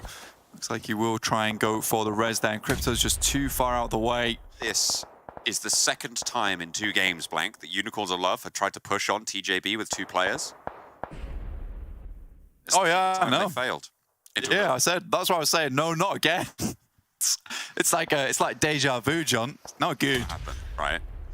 Yeah. Fair, Na'Vi did have a bit more of a hand in it, though. I would say so. Even saying that, I think that TJB, if they weren't also being harassed by Kitsune up on high, maybe they would have been able to push them back just a little bit better. I think they took a fair few knocks through the window there. Kitsune just clean with the sprays, clean with the accuracy. I think it's anything we can say about Na'Vi is that, yeah, maybe they're getting used to the macro here in Western Europe, trying to figure out where their rotations need to go. But every time I see them take some shots with the guns, like, their gunplay is absolutely awesome. It's very fantastic to see. Nexus, though, with the circle on the south, with their building, making these predictions look pretty good. Eastern Stars, Keme and Bazzi on the ridgeline. Take Aim Gaming, putting shots downrange, but 2 of them already down. Kapahala does get knocked in response, but the nades are starting to come through from Bazzi. 1 good nade is all it's going to take here. If the timing's right, Keme knocked as well. In comes the push from Take Aim Gaming. Underneath, Bazzi needs to get this first. Does manage 1. First aid immediately unleashed. There's suppression from the back as well. Eastern Stars controlling this ground nicely. Keme not going to be resable. They're going to leave that one behind. Mind behind is going to drop those nades over. Flush is there. No more info for Take Aim Gaming as only 1 of them survives. Yeah, pretty poor grenades from either side there in that fight. I think Bazzi just wasn't cooking those for long enough, and even so, Take Aim Gaming was just going a little bit far. Those are the type that you need to explode midair. Still, it's difficult to predict it and get it to work. Crypto does spot at least 1 player moving out from the building, and TJB leave 1 player behind. GK first gets into cover. This is good, actually. I like this. He's kind of providing support for his teammate. He moves out of the vehicle, drops the smoke. At least this way they don't get the double razzmatazz as they're both moving through. Kitsune has just been sat here waiting for Unicorns of Love and TJB to make their move, scouting out other directions as well, but it is difficult. You can see none of them really want to be the first to make that push. There goes GK first. Kitsune goes down. Okay, so that off angle is taken away. Potential for Crypto to make it. 1 first aid left, though. I don't really think there's going to be too much to do. Pioneer, instead, the ones to take down GK first. Death Machine, take that one away. Get the flush. And outside, it's Unicorns of Love, duking it out with their last players alive. 1 first aid. TJB, stay in it with 1. Mike, it's very, very dicey there with that first aid kit. Now he has to immediately loot. I think it's unlikely we'll see them in the game unless ITL can pull out something massive. Take Aim Gaming, 1 player left remaining. Game load also similarly down to just 1 player as they take a knock. That's Vito. Shots over towards Death Machine. And that's TJB going out. Arvalo trying to finish off PNL. PNL is going to go down, though, however, out in the zone. Arvalo eliminated as well. Game Lord out. Hard southwest shift right on top of Nexus. Yet again. Codex on 3, Pioneer on 4, but they have these hillsides to cross with 1 knock as well to try and get back to their feet. It's going to be very, very hard. Yeah, this is one of those incredible compounds. In South Asia, it's probably one of the most coveted compounds. Deadeye's guys love this one purely because I think they're kind of the TDM team, honestly. They love playing around this area. The walls are fantastic. You also have high ground to mess around with once things start to get a little less choppy in terms of player count in the lobby. It's another one of these compounds on Miramar where it's difficult to push. Similar to like the Sandhawk compound we saw before, the ARB were holding on to. Ash is not getting... Oh, dear. How has he got through there? Just about getting behind the ridge. karnaAur have a lot more to go. 4 Romanian men pushing in from the eastern side. Western side is Team Doom and Pioneer. Northeast from Codex. So Nexus Gaming needing to fend off all of these teams who don't really have that many sightlines towards each other. It's mainly these smokes which are going to be important. I really do hate this positioning as well on the map because it's one of those things where you think you're in cover, but because there's so many teams around you, even with the ridges and the ditches you can play in, you have to almost play with your back to the blue so you can eliminate at least one of those angles you know you need to hold. Sarah should have seen that cross. Should be on the ball, just putting these smokes out. Looks like Pioneer want to sweep around and take on Team Doom. The shots from Nexus making this really, really hard. Again, knocked on the cross. Not going to be able to get away with it this time. Unfortunately, Team Doom do take a knock as Black-White out into the vehicle, moves around, and is going to hop on up. Not sure if they've figured out where he is in the smoke. Finally able to deal with it. Team Doom on 2 now.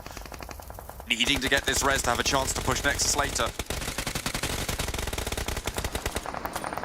Yeah, Nexus have been having an absolute time of it here. If you look at just the top damage dealers, Doran, 677, and Sarah and Exo similarly doing some good work here. Next up to 7 eliminations. This map has been going very well. And by the way, this is the one map they played without Octavian. Pioneer eliminated now, so that western threat a little bit alleviated. 4 Romanian men, Codex, all trying to push up. What can you do against the turrets of Nexus? Fortifying this compound. Not even Team Doom can see the players on that far fence. And nobody has the numbers to make this push. Yeah, the issue for Team Doom, even with 0 eliminations right now, is that they can't afford to peek out. They have to wait for the next circle and hope it drags away from Nexus's compound so that they have to leave. Even so, then they have to find a new place in the circle where there is cover available for themselves. Right now, all Nexus have to do is try and clear out as many teams as possible, as many potential sightlines, so that when they do eventually have to move away from this compound, which they don't because the circle is central. Oh my god. Oh, it's over. This should be a Nexus win. That's 3 in a row. That's 3 in a row that have just put straight on top of the Nexus compound. These circles gifting them this. 11 eliminations though, and sometimes you get the circle up, you get blessed. This is where you have to rack up the big numbers, right? 11 eliminations is nice, but they'd love to pick up a few more. We want to get just a little bit more aggressive with it. How many is that? 6 potential eliminations in the lobby, which would drag them up to 17 total, 32 pointer. Should be really, really good for them, honestly. They started the game on 38 points, Black, in 18th place. So, yeah, it would be very, very good. Almost doubling their score. A knock through the window for Team Doom as they roll down the hill. Perks, though, suffering heavily on the back line. That's the true Hail Mary there. I mean, you got to do something, but Phantom, is he on the roof? Managed to get all the way up I think he there. may have leapt up in the vehicle somehow. Okay, all right. Well, Codex going down. That one's picked up by 4 Romanian men. They have no idea. Phantom do here? They do know. They do know. Oh, they definitely know. They definitely know now. Phantom up and trying to heal it out. Can he get the first aid off or a bandage or anything? In comes the push from Redox. The nade's already there. And now it's a matter of sweeping the final elimination under the rug. But Get Wrecked won't go down without a fight. 4 Romanian men, second place. 15 eliminations so far. Nexus want to bring this up to 16. A short nade, but it's not cooked. 1 for the knock, but the second might be too much. No repositions. And there it is. Finally getting the final spray down. 4 Romanian men fall, and Nexus Gaming with their compound hold. The circle rolling right on top of them. That's not Nexus Gaming, but Nexus Gaming do take the chicken dinner with a 31-point massive game. Absolutely, and with that, honestly, 17 eliminations. It's good stuff. Doran coming through. I've missed seeing this guy's face, man. 111, highest damage. Okay, yeah, 1,000 total over the top. Now that is time for a Kalaris little sound there. That's what we need. We need the Kalaris soundboard on our side so we can call that one out. 8 eliminations as well, but a really, really good game. And to be fair, getting 17 eliminations from that, it's necessary that when you get those extremely good positions in the circle, you have to capitalize off the top of it. It's just unfortunate, you know, Pioneer's not able to take over Team Doom's position. Well, there you go. That is the power of the compound that you said was one of the most coveted in Southeast Asia. Hopefully, we'll see that come through again, although maybe not with 3 or 4 hard shifts right on top of it. We're gonna hard shift back over to the desk. All right, wow, Nexus. Max is kind of smiling. He's kind of happy. James always looks happy. They take the victory. And in a very good fashion as well, in a surprising fashion in the sense of the amount of eliminations they're able to rack up. Also, the way Nexus was playing, Max, you pointed out, I think it was Doran you wanted to talk on in particular. We don't need to show this. I want to talk about your 0 points, Jason. My goal is to be 0 this entire event, so technically I'm winning. It's not golf we're playing right now, Jason. What do you think we're doing? Need to get the rules set properly. But no, yeah, especially Doran doing some really good job for the side of Nexus, really playing that dip. The moment he knew no one was going to enter from the more western side, he took that dip. Really good point of interaction to play for his fight versus 4 Menu Men and also Team Doom. And Doran is a player that I think has a lot of potential. We saw him get picked up by Eastern Stars in the past, didn't quite work out, but I think he's a player that if he finds a team that it sticks with, I think Doran could do some really good job. And in this game in particular, more than 1,000 damage, 8 eliminations, Doran really popped off. All right, as we're taking a look here at our match ranking, we can see 31 points secured for Nexus. Not only them, though, 4 Mania Men. I think this is one of their biggest games they've had so far, though, as you can see with the elimination column, not that great, unfortunately. And looking down the list here, you got Death Machine with 6 and 6. Not too bad out of the boys. Game Lord, 6 eliminations. Nice to see them bounce back a bit here. Yeah, they didn't really place too high, Max, but it is good to see that they're, I mean, still maintaining the strong individual skill that they have. Yeah, exactly. I mean, I still have the impression, other than that one first game at the start of the tournament where they still had 4 players alive until the end and they got the win, I still have the impression we're not seeing the full squad in the late game. They can still perform, right? You know, just put one player solo, he can deal really well, but they're not going to get a win that way. And I still want to see the game will just like 3 players alive in the late game, secure those wins pretty easily. So far, we have not seen that, but they're still getting points. And even if they have an average performance this entire tournament, they still potentially will be the team to go to PMGC based on points alone. So it's still good, but some teams can contest that. So Game Lord need to be very careful to not be in the middle. They need to still have a good performance to make sure 100% they are the Western European representative over in PMGC. Nice little chime in there. I like it. Thank you. Nice little nade out of GK first here as well onto Rokus. Unicorns Love just really getting shut down by GK first and co. But Kalaris, what was your takeaway here from a couple teams? Honestly, it was nades galore, wasn't it, for this game? Some really well-cooked nades across the board. And I like it when it comes to these foothills in Miramar because a lot of the terrain lends itself really nicely. Oh, I'm sorry.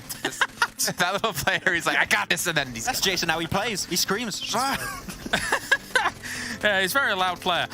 But yeah, ultimately, a lot of these foothills lend themselves nice to like those nade arcs that we see just smoothly sail over. So some great cooks from a lot of these players. But I mean, there's a major reason we picked Nexus for this game as a whole. They had such a decent position. Max was alluding to it before. And I think the 3-1 split that they had to then rendezvous on this compound was absolutely pivotal as well. Having that anchor position is always important here when it comes to these foothills. And there you go. Woohoo! There you go. There's my That's the first one of the season. It is. Yeah, it is. That's weird, isn't it? Missed it. Go ahead, Max. Talk about it. Doran, his position. Doran, his position. Good. There you go. Wow. The hard-hitting analysis that Maxman brings here to the desk. It's good. It's good. It's pretty decent. No, he had that dip on the western side, as I said. The moment Pioneer eliminated, you can play that dip to make sure that teams such as Team Doom, as 4 Many Men, are not going to pose that much of a threat. Like, we already talked about Doran quite a bit. Sarah, I want to talk about Sarah. We were very critical about this play in the past, where in any team he would be part of, we would require more to see from Sarah, and typically would show up a little bit later on in the season. He took 0 damage, and he was popping off 800 damage this game, 3 eliminations, 3 knocks. He has been doing some really good work this game around. So Sarah is a player that I want to see a lot more from, I would say, in the future moving on. So yeah, good from Nexus. Hopefully they can keep this type of rhythm going. Yeah, and for Nexus, right? They started the day off in 17th place with 32 points. That game alone almost double the amount of points they had in total from the first 2 days of play. So I'm actually curious in particular, have they moved up the leaderboards quite a bit? Again, we still are at that phase at the moment where like one decent chicken dinner will shoot you up. But we can see here Mad Bulls 146, and Eastern Stars 140. Both teams having 11 matches played, which means they're going to be playing here in the final match of the day. But Virtus Pro, I mean, they've made major strides today alone into 5th place. Yeah, and it's really those eliminations, I would say, like even though it's still around that 50-50 split, which is good, but they really got so many eliminations in today's games. They get one opening knock, they're going to push you, they're going to breach your compound and take every single elim. They did it early on the Wrangle when they eliminated all of Ruthless, and they're willing to do it again, right? I think the Virtus Pro, they're just starting their engine right now, and they're just going to try and find that consistency. So Virtus Pro, a real contender for the throne here. And there you see that big jump up that you were mentioning here for Nexus. It's a very important one, as you say, Jason, because quite honestly, they were languishing a bit down towards the bottom here, where Nexus in terms of the point gains. So it's good to see that there is the potential for this based on the fact that they had a strong position. They were able to convert with a good position. Me and Max looked at that and thought to ourselves, they have to make this work when it comes to the game and how it played out. And they did. So it's hopeful for the future. I'm hopeful, but the fact is they've, outside of this match they just played, in the other 3 matches they scored 6 points total. Yeah. So that's a little bit rough, and obviously it can't be feast or famine for a team like this, especially if you only feast once so far in the event. But Nexus consistency is something they're definitely need to work on. But at least for me, plus side, again, they had such a good position in the zone there with the little building they had. The fact is they're also pick up the eliminations off the back of that. They're not just sitting there resting, waiting for people to come to them necessarily, or just kind of going for the placement points. They're getting those elims, and you have to be able to compete. I'm going to say this every single season. You have to be able to get those eliminations because those are key. Those are extremely important. Just like our final match of the day here, gentlemen. Sandhawk. We have groups B, C, D, and E. So ARB not going to be there. Na'Vi not going to be there. Take Aim Gaming not going to be there, as well as TJB. So I'm really curious to see what's going to happen with all these teams and potential drop locations opening up. That's awesome for me because TJB is not going to bait me into picking them again for this Sandhawk. So I'm excited for this one. Yeah, it's going to be a fun one. Also, Na'Vi not being on the Northwestern Island, potentially Eastern Stars are going to want to take more position. Potentially Big could try and do something similar. So I think there's a lot of opportunities up on the Northwest. So a lot of teams could try and play around that and definitely try and get a better Sandhawk performance. And for you guys at home, this is the halfway point of our first phase. Remember, there's 3 phases throughout this entire event. At the end of each phase, the top 12 teams will play in an extra match of Livik with a little bit different points, where it's 10 points for first place. But those points get added to your tally. And at the end of that final match, wherever you are placed determines how many points you get straight into the finals. So you finish first place at the end of this, you're going to be sitting there on 20 points already in the finals, and then you have 2 more phases to go to collect as many points as you possibly can. Super important, consider, as you mentioned before, Max, that PMGC points on the line here, PMGC qualification on the line, especially for some of these teams, and for others, well, you got to make it through into the European regionals, and there's only 8 slots to do so. Yeah, it's going to be a race towards the top, of course. We'll have to see. We're not sure exactly how the points are calculated for this new format, but once it's decided, I think it might be down to the wire because Gamelord are in first place. Eastern Stars were pretty close last season, right? They got themselves a lot of points in the spring season, so it's still like the shot in the dark as to who's going to make it, but Gamelord can't rest on their laurels. They still need a good league phase to make sure they will be the teams to go there, so they need to be able to start to get some good games in. One thing's for sure, a consistent roster and winning games probably going to sit you in good stead to move forwards, even if we don't know the full details. So yeah, exciting. All right, well, the details we do know is it's time to head to our last match of the day on Sandhawk. So over to John and Alan and Blake to take it away. The TriCast. Hello, it's me, John, and Alan isn't here at the moment, but Blank is, so that's good. This is just cruel, actually, what you've done there. Like, I think I bring a lot to the table, Jason, okay? Ooh. Can't just be John and Alan, all right? But here we are for the last game of the day. Obviously, we're heading over towards Sandhawk. We had 2 Miramars, 2 Sandhawks, 1 Erangel, and we'll finish the day off on Sandhawk for some jungle madness, which I'm absolutely all for here. I think Max hits the nail on the head at the end, though, with obviously Game Lord needing to really pull the socks up just a little bit, because right now they are falling behind, and a little bit too much behind, in my opinion. 109 points in 6th place. I think that, you know, that looks good, but considering where they started after their first day at the end of day 2, honestly, it's a little bit crazy to me. It is. I mean, we've seen some pretty good adjustments, I would say, in general, across the lobby. And I think, I mean, you were talking about how exciting this format change has been. I think this format has allowed teams to make those changes without the worry of, oh, well, we're just going to stick to what we know. I really like the freedom that seems to have been gifted to this lobby. And we're seeing so many hot drops because of it. Absolutely, you just want to get as many elimination points as possible across the board. So I'm interested to see what they can do here. And a lot of other teams that need to head their way in. Mad Bulls obviously playing once again in this Sandhawk. 11 matches played, looking to put up some big numbers. They're dropping directly onto karnaShare, so back to basics for them. And obviously we are now seeing our Circa head down towards that southeast side. So Team Doom got a little bit further last game. I don't think this team has been as much of a cop-out as honestly I thought they would be, which maybe is a little bit cruel, but honestly I prefer to be surprised. Okay, 1-for-1 on the trade, but there's backup for Nexus Gaming in this location, which means that they can get this res against Codex, who are getting taken down fairly comprehensively here. I mean, 2 players now left for them. Folly trying to get a helmet on board. These flushes are going to come through thick and fast. PNL as well. There's a player from X Team as well, just sort of spectating across the way. I think there's another hot drop going on across the map that we'll have to recap in a minute, but that's Game Lord versus the Unicorns of Love. Redox. Eastern Stars are over there. Oh, goodness me. How many hot drops are happening right now? There's a fair few, John, so this map could be over real quick. PNL, though, able to send back Nexus. Sarah looks out, but there's a drop shot from the top side, and it's not to the ground, it's from the top floor. Exo able to pick up it. Hang on a minute, but that's an opponent. Not sure where you're going to take him, but the reposition comes through. Folly looking for the sprays around the corner. A close push again from Exo. This PNL is going to go down. Folly opens the doors, baits them out to think he's going inside, but it's not going to matter. Swings around the edge, gets cut down. And not a single player lost their Codex. Twice on the day, having an awful time in here, Painan. And, you know, their numbers just haven't lied today whatsoever. It has been a really, really rough one for them. They're able to find what they'd like to. On our angle, you know, they made it towards the end game, and they're able to kind of push themselves into some decent positionings, but it hasn't felt dominant today. Again, it doesn't feel like, you know, they've completely fallen off, though. It just feels like, you know, maybe it's a case of just not having that same confidence, or just having one of those off days for them.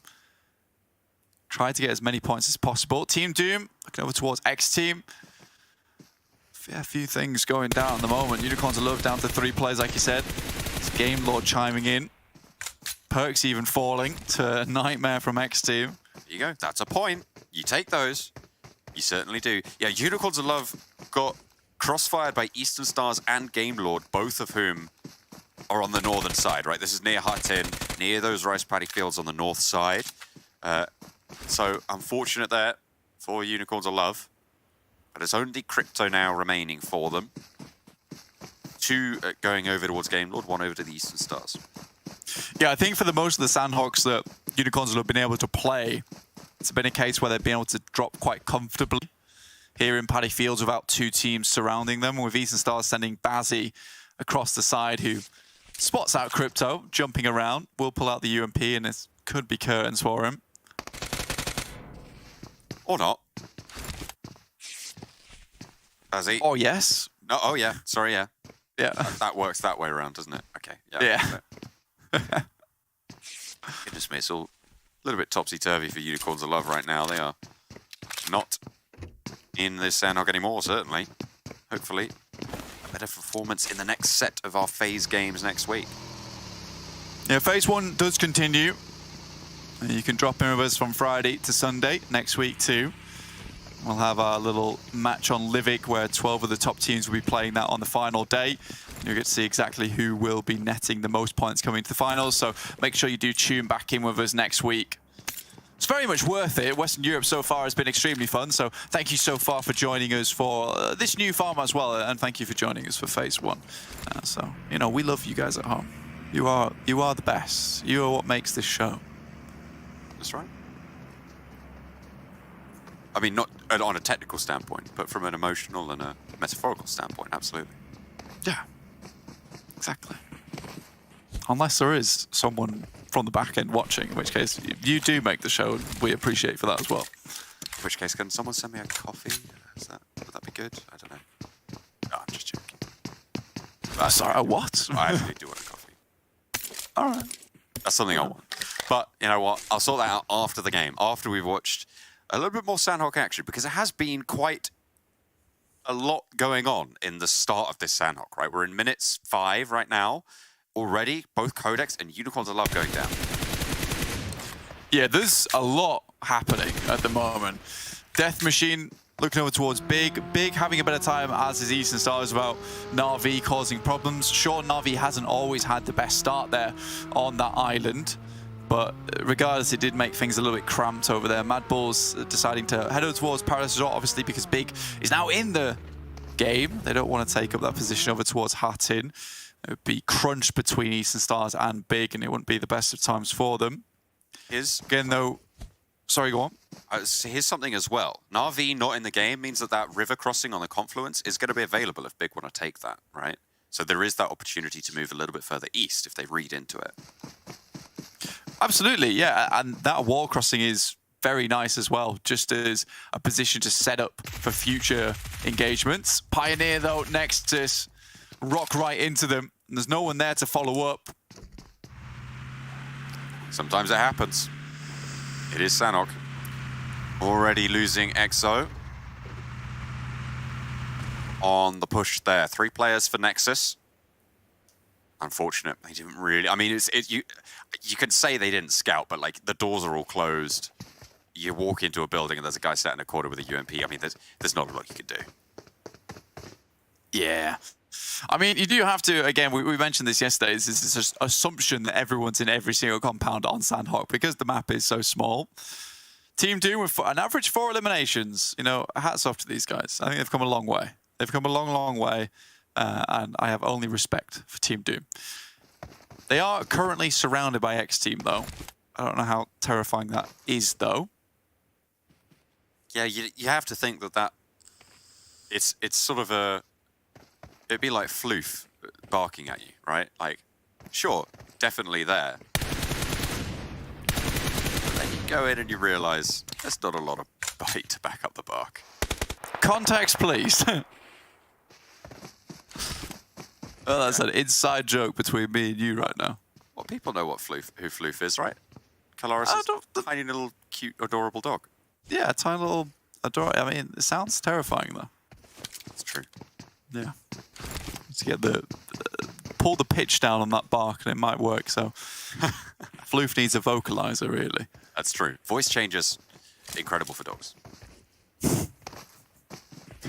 Bark here, please. Let's get the patent. Nobody else can make that now? Thank you. Dog vocalizers. That's right. You just put it underneath the letterbox. You put it on the collar, right? Oh, you could do that as well. Yeah, that might be interesting. Circle, though, at the moment, a lot of teams centered around the west side of Quarry. Team Doom just chilling with 4 Romanian men on the eastern side, so they're fairly safe, and they do have some angles off towards that side. But with so many compounds in that area, John, you know, you're not too unsafe. Big finally making their move. Death Machine already left, so not looking to gatekeep them. And with Take Aim Gaming usually dropping in that spot, who are not in this game, not in this lobby, you know, Big can be quite comfortable just rotating down. And it looks like they've absolutely spotted that same thing that you did earlier, John, which is because Na'Vi's not on the mountain, they can comfortably take that compound just on the confluence before they start to make their move in. Game Lord moving down south. They are still out in the blue on the east coast. Virtus Pro close by, but not really too much to worry about right now. Both of these teams are just going to want to get into this next part of the zone, so potential conflict outside of Camp Bravo if they run into each other. But I don't think they're going to be too keen to stick it out for too long. It's a curious bit where like a lot of these teams are currently playing that they're all in the area where there's a huge amount of trees around, right? And even this position right now with 4 Romanian men off in the distance, you know, this is a typical spot that Ruthless Esports played a lot of times, and Nano actually tries to be the bait here, but causes himself some extreme problems. Luckily, no one else moved in. He is unfortunately there, the sacrificial lamb. I mean, they're on the line, but the bait was ripped away, unfortunately, 4 Romanian men. Oh, okay. Fished themselves out a nade from up on high, and another one as well. These are good coming through from Ruthless Esports. And the off angle from Shockwave means that they are caught in a little bit of a trap there. One player getting flushed, get wrecked, is knocked as well. Good use of ordnance here. Yeah, I mean, you send Nano forward as a scout. It's sad that he tries to swerve left and immediately into a rock there, so can't quite get into cover. But regardless, like you said, the grenades coming through from Ruthless Esports have been absolutely fantastic. Some really good lobs over the top side. I don't think 4 Romanian men quite knew what hit him there. Not quite. Ulysses repositions further back. 4 Romanian men sending a volley of bullets their way. Rana knocked by Team Doom, who are also very close by. This is such a tight fit around the south side of Quarry. Only 2 players now alive for 4 Romanian men. Yeah, a lot of teams committing to this area. There's quite a few down towards Campon and Docks, so most teams just looking to sit around the compounds and stay safe, but hasn't really worked out well for a lot of them, considering the amount of players in this lobby that have been so hell-bent on playing here. Mad Bulls, they hear the commotion. They just moved down from the northern side in Paradise Resort. They've moved over the ridge, just the east side of Boot Camp, and they found themselves a little compound. They don't want to go too far into anything. And now Big slowly making their way across. Circle's not quite pushing in just yet. Virtus Pro still hanging around up in Camp Bravo. Maybe picking up a few meds there if they do need to heal this game out later on. Eastern Stars in a similar situation coming down from Hatin. They will have looted the hell out of that place before they start to make their way across the water. But Big might just be their gatekeepers there. Depending on when they opt to go for that push, right? That's really going to make all the difference. Nexus get a spray down the hill over towards Nasser. As they try and leave from the compound, southeast of Painan. They're in that vehicle as well. That'll slow down any hope they have of using it in the future. Not even having to blow it up, it's just the threat of it being on low HP, right, that will stop you from using that vehicle. Because as soon as you get in it, it goes up in smoke, then you're going to be going with it. Next circle, just about to pop, goes to the North Shore. Yeah, just center up. It's the north side of the river there, and Mad Bulls would love to move down towards the Crossroad compound. I think with the 4 they currently have, it will be quite simple for them to hold on to this. Big starting to just make their move. I think they're going to play more edge here, considering they're not getting to the circle too early. But there is this massive, big problem of a traffic jam on the southeast side, as now even Ruthless Esports as well as 4 Romanian men have to bring themselves into the mix. Game Law with their big swipe down towards the south hasn't worked out for them. I think they'd much rather have headed over the top side of Barn and towards a compound on that north side. It's going to be difficult to dig themselves out of this scenario. Nade in from Ulysses. I mean, the Ruthless Esports nades have been pretty good, but that one doesn't quite post properly. Not just yet. Killer wants to send one back. God, it's so hard to get those angles when someone's just watching a window like a hawk like that. You'll have your fingers shot off, mate, at this point in time. I think that even the briefest little peek out with the nade, you've got to be really pinpoint, and if you don't have the time to hit them, it's tough. Killer getting knocked from behind from Team Doom, and this is the problem. You really do have this traffic jam, and the light's been on red for the past 5 minutes, and you're getting frustrated, but if you move through, you're going to get hit at the crossroads. It's difficult. Mad Bulls, very central compound right now on the junction. On the western side, Eastern Stars making the crossing to the northwest island, so they've gone south on that crossing. They still need to move east on their next crossing, and that's where Big will really start to make them feel it. And that south side of the road is so heavily packed with teams. Nobody on the north. Yeah, I'd say it's super interesting that a lot of these teams are just completely ignoring this northern side of the map. All would like to take some of these, you know, firmer compounds down here. And I think that, you know, the reason you go for it, right, is there's a lot more hard cover, a lot more trees in this location to play around with, but everyone's got the same idea. So practically every single little bit of brush, grass, tree is going to have some kind of player behind it. So life's tough at the moment for a lot of these teams.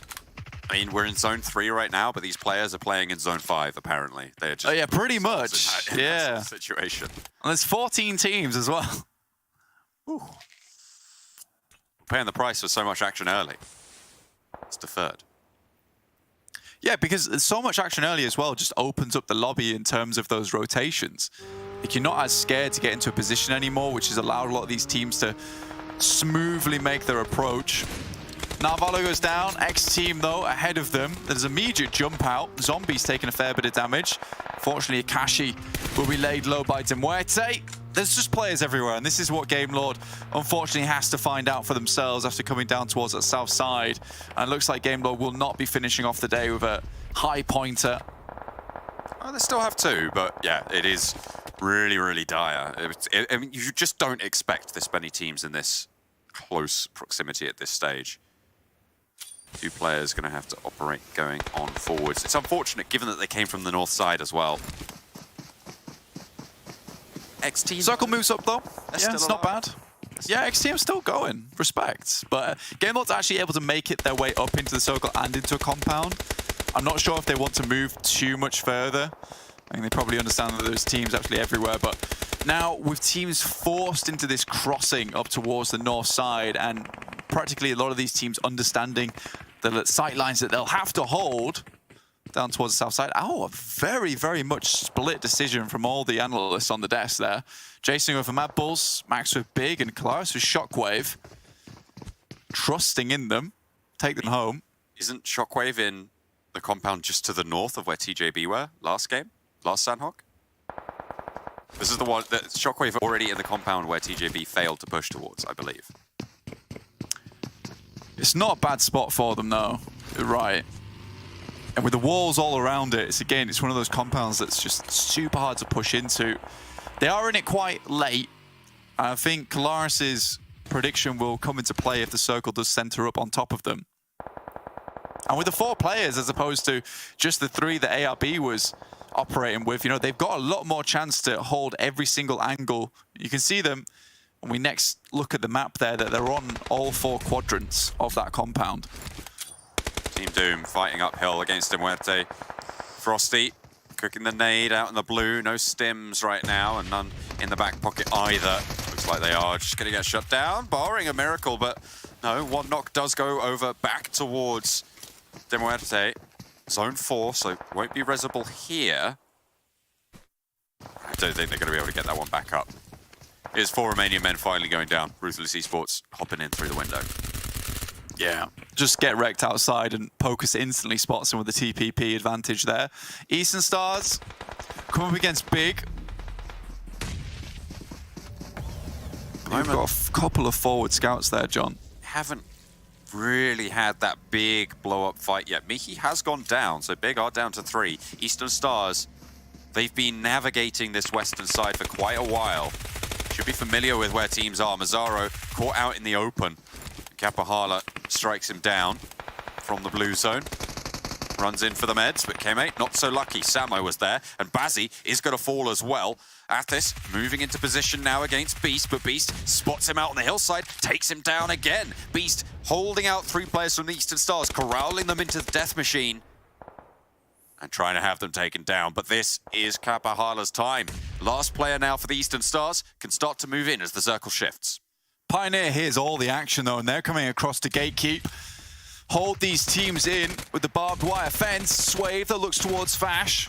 He's just playing him like the fool there around the corner. Oh, and Pioneer swinging in on Death Machine as well. Samo low in the back. Low play from Hamodi. His nade's getting cooked. Notice that smoke is still there. That could be good nade. Has forced out of position. A lot of damage, but gets back. Gets behind a bit of cover. The blue zone pushing in. And another nade uphill from Hamodi could prove to be troublesome. Pioneer, disengage. just pull back a little bit. They don't need to get up towards the circle now. Mad Bulls do lose skills, try to push out, and I think that Shockwave, who saw that cross, is the difficulty, is that they're in open ground. They know they need to get through into the actual zone itself, though. With this being zone 5, they can't comfortably just hang around on the edge. I think swinging up towards the northern side is not a bad idea, honestly, for Mad Bulls, just to buy them some time. Because with Shockwave being so close to the edge of the circle as well, if Mad Bulls do decide to head up towards the north and we get that southeast center, you know, that's it. It's fine. You know, you tried your best, but this is what they were looking for. They get the northwest shift. And now Shockwave have to leave. And with Mad Bulls keeping all 4 players up, this is perfect opportunity for them to actually take chicken dinner here at the end of the day. Karna eliminated as well.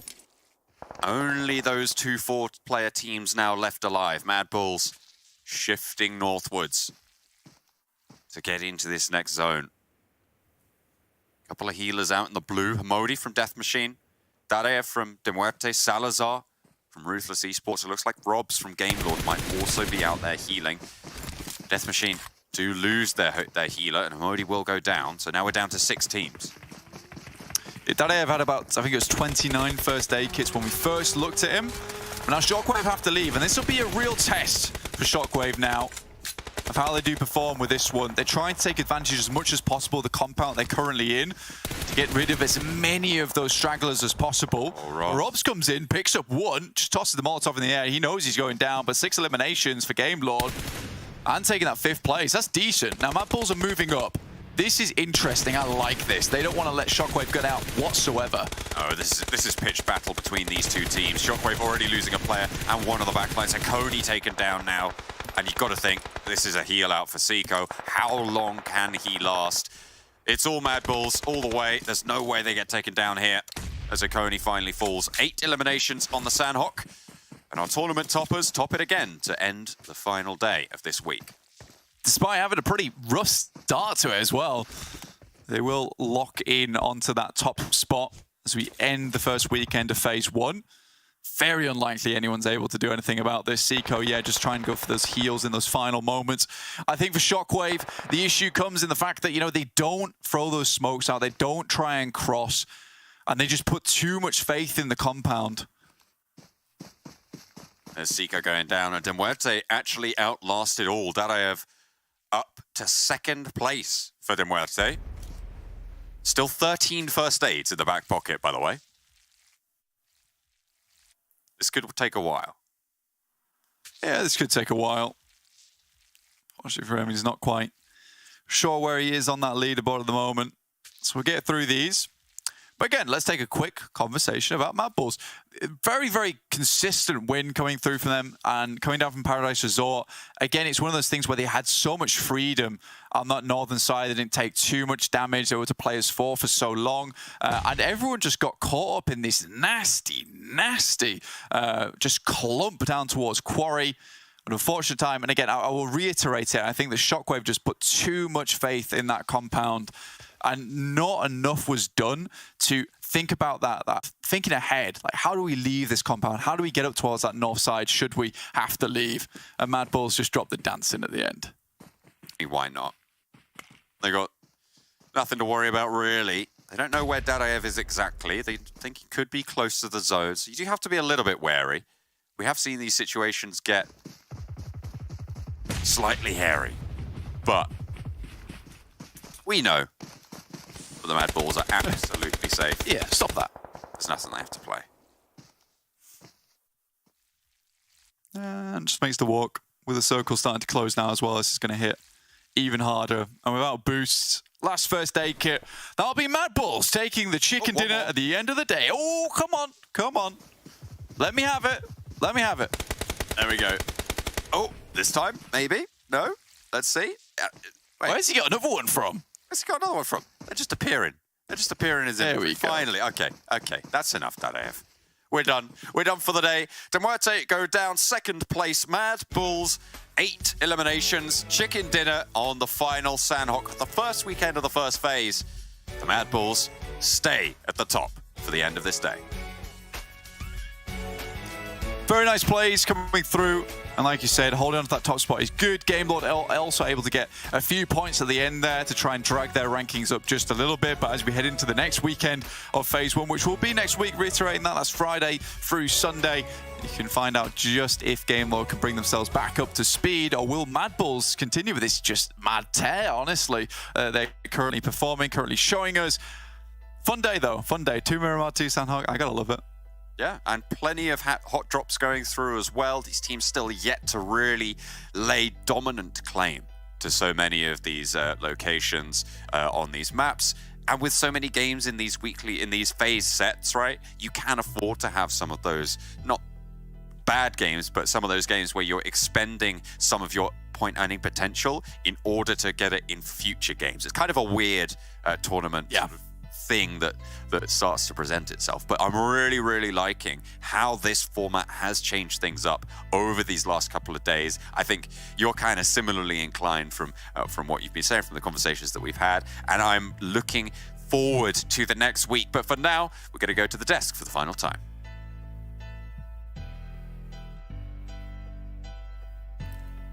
Okay, all right. Okay. He finally did something, guys. Wow. He's got Boys. positive points. The cat man over here has gotten 2 correct predictions today. You know what that means, right? What does that mean? It means it's coming home. You're not British, all right? I knew James was going to jump in. Okay, steady on, lads. All right. But that was it was actually a pretty interesting Sandhawk, because we saw teams group up towards Corey once we saw that first zone pop, right? Every team was like, okay, well, we got to head in that direction. James, I believe you were saying it's better to be there early than to have to rotate there later. Oh, yeah, definitely. I mean, the compounds that these teams kind of take up residency in, like transitioning to that, I mean, you saw it as this game went on, right? Everybody trying to move towards any of these final moments was barely getting even close at all. VP had to absolutely send it to the other side of the circle to try and even try anything from where they were prior. Quite honestly, I felt like because it's Sandhawk, because of the way these circles work and because of the terrain and everything like that, Mad Bulls could have won this game with 0 eliminations, realistically speaking. Yeah. Because everybody trying to make the transitions to these final circles had no chance whatsoever to be able to try and actually get to them. So, yeah, a good win by Mad Bulls, but I do think that they could have won this without even taking a single elim if push came to shove. And I think the only team that could have been of any competition to them was actually Big. Unfortunately, on the second page, 13th place in terms of points, only 2 points, 1 elim, 1 placement point. They were playing Bootcamp Hill for the longest time, and I was like, based on the information, they know Mad Bulls currently are playing the trifecta off the road. There's so much room up north, and as you said earlier, right, it's better to be towards Quarry early than trying to rotate there later on. I was thinking, okay, they can go for the northern rotate. There's a lot of space. That could be huge for Big. And because Mad Bulls were still in the compound, there was so much space for them to play around. But unfortunately, they get involved in the southern fight and they just lose 1, 2 players, and then it's just downhill from there on out. So, yeah, that could have been a really good game for Big, potentially even one of their top performances. But the option was just not seen for them, and other teams were able to play it around. And Mad Bulls were able to get the win without too much effort, as you said already. Hey, I'm happy about it. I'm happy to get one right finally yet again. But a couple of other teams, I mean, still struggling here. Sandhawk turned out to be... Well, we saw a lot of teams die early, if I'm not mistaken. I think it was Unicorns of Love get knocked out right away. I think it was Bazzi to get the final nail in the coffin there. But some tough times for some teams, and obviously it's very hard to be consistent on a map like this. But again, the heal strat working out well, able to get some extra points for a lot of teams here. It's the crunch down as well. I mean, as you're watching the highlights come in here, look at all the fights that are happening from the blue to people trying to move towards a circle, or on the very edge trying to move towards a circle, right? That is Sandhawk in an absolute nutshell, especially when you have even hard shifts added to that equation too here. I mean, again, I really liked the notion that Virtus Pro was going to try and send it the way that they did. Obviously, it didn't work out. They were going to be wounded anyway. Shockwave was my pick. It was going to be either Mad Bulls or Shockwave that were going to get this win, depending on where those circles went. And Mad Bulls is the one to be able to be victorious. Unless, of course, as Max was hoping for, Big was making a northern rotate, but not to be. It's too hard to scout it. It was all the teams fighting in the blue at that position, right? Everyone was going to be down to like 1, 2 players minimum. So even if you get to Mad Bulls still have a 4-man crew. what are you going to do then? Unfortunately, nothing. So yeah, Mad Balls, they got the circle, they had the man advantage, and the other teams had nothing to play with. So Mad Balls played around it properly. All right, well, let's take a look at the MVP throughout the day. I'm not going to make you guys do predictions on this one because you know what? It's probably insanely hard to actually predict who it's going to be. But let's take a look. I kind of think it's maybe going to lean towards Eastern Stars' way, but it's actually going to be GK first. Okay. Huh, how much points did they gain over the day? But that's They started impressive. in 15th at the start of the day. Like, that is a jump and a half towards the top. I think if the Erangel doesn't happen and Unicorns of Love don't fluff their approach to them, this MVP position probably doesn't happen as well. GK First actually had some wild shots in some of the final moments of that game. I think it was against Codex. So, yeah, good stuff from them to be able to get some points on the board. Here are the shots I'm probably thinking about in question. Yeah, doesn't make too much of a surprise in that game in particular. Like Unicorns of Love, you have Codex, and he has been... Oh, so Fights versus X Team on Miramar. Didn't even see that one. So he has been present. Like GK First is clearly, I would say, still the star player for TJB. But the thing is, the roster changes make it hard. But when he is in a situation like that, he will get some good plays. And that nade on Rolk is like the timing on that, absolutely on point. So GK First is still playing around, but I still want to see TJB as a team rise up. And I think it just takes a little bit of time to get that because of the roster changes where we already brought up. I mean, that nade was actually clutch out of him too, because he only had one teammate alive and he was knocked, so he had to like get that nade and eventually get the pickup and potentially succeed from there. But speaking of succeeding, let's take a look actually at a recap of today and see what teams won which of the matches. If you missed out on any of the games, obviously you can always go rewind and go check them out, but more importantly, just to recap things for you guys at home, we had Eastern Stars starting off the day strong, fantastically strong. Finally get to see the Eastern Stars that we've been hyping up for such a long time, and then even ARB coming in with a big win on Sandhawk. Yeah, that means that currently we're looking at Mad Balls with a total of 3 chicken dinners throughout all of the days. Like, Mad Balls are currently the team to beat, and they were already in the lead, but now they're just going to have a little bit more of a cushion, which is great. We're already at halfway done with this first phase. If they can remain up there, that's a free 20 points right away heading into the finals. So Mad Balls are looking great, and the finals, they're going to have a good kickoff to compared to the other teams. And our first varied day as well, which is nice. Obviously, in the past 2 days, we've had those double chicken dinners kind of add up for Codex as well as Mad Balls, but a lot of other teams now stamping their foot on the ground and making themselves known here coming in. So exciting to see. Yeah, Mad Bulls currently at 169 points, so their lead was 27 at the start of the day. I believe it's now 24 at the end of the day, but Eastern Stars have been able to leapfrog Codex here into second place. But I'm pretty happy, looking down the list here, again, Virtus Pro we touched on earlier on, Pioneer doing a fantastic job considering they're the only team here in our top 8 without a chicken dinner, Max. Yeah, very elimination focused. You can see that split between the placement points and the eliminations. Without a chicken dinner, that is a very, very good kind of performance from them we've seen so far in this first part of the first phase. So yeah, Pioneer, I think the question is, like, can they retain into the next 3 days of this first phase? From what we've seen so far, there's some consistency in their playstyle when it comes to elimination, so I don't think we're going to see too many movements from there. I think where they stand is currently very good representation of what they've been able to show on the Battlegrounds.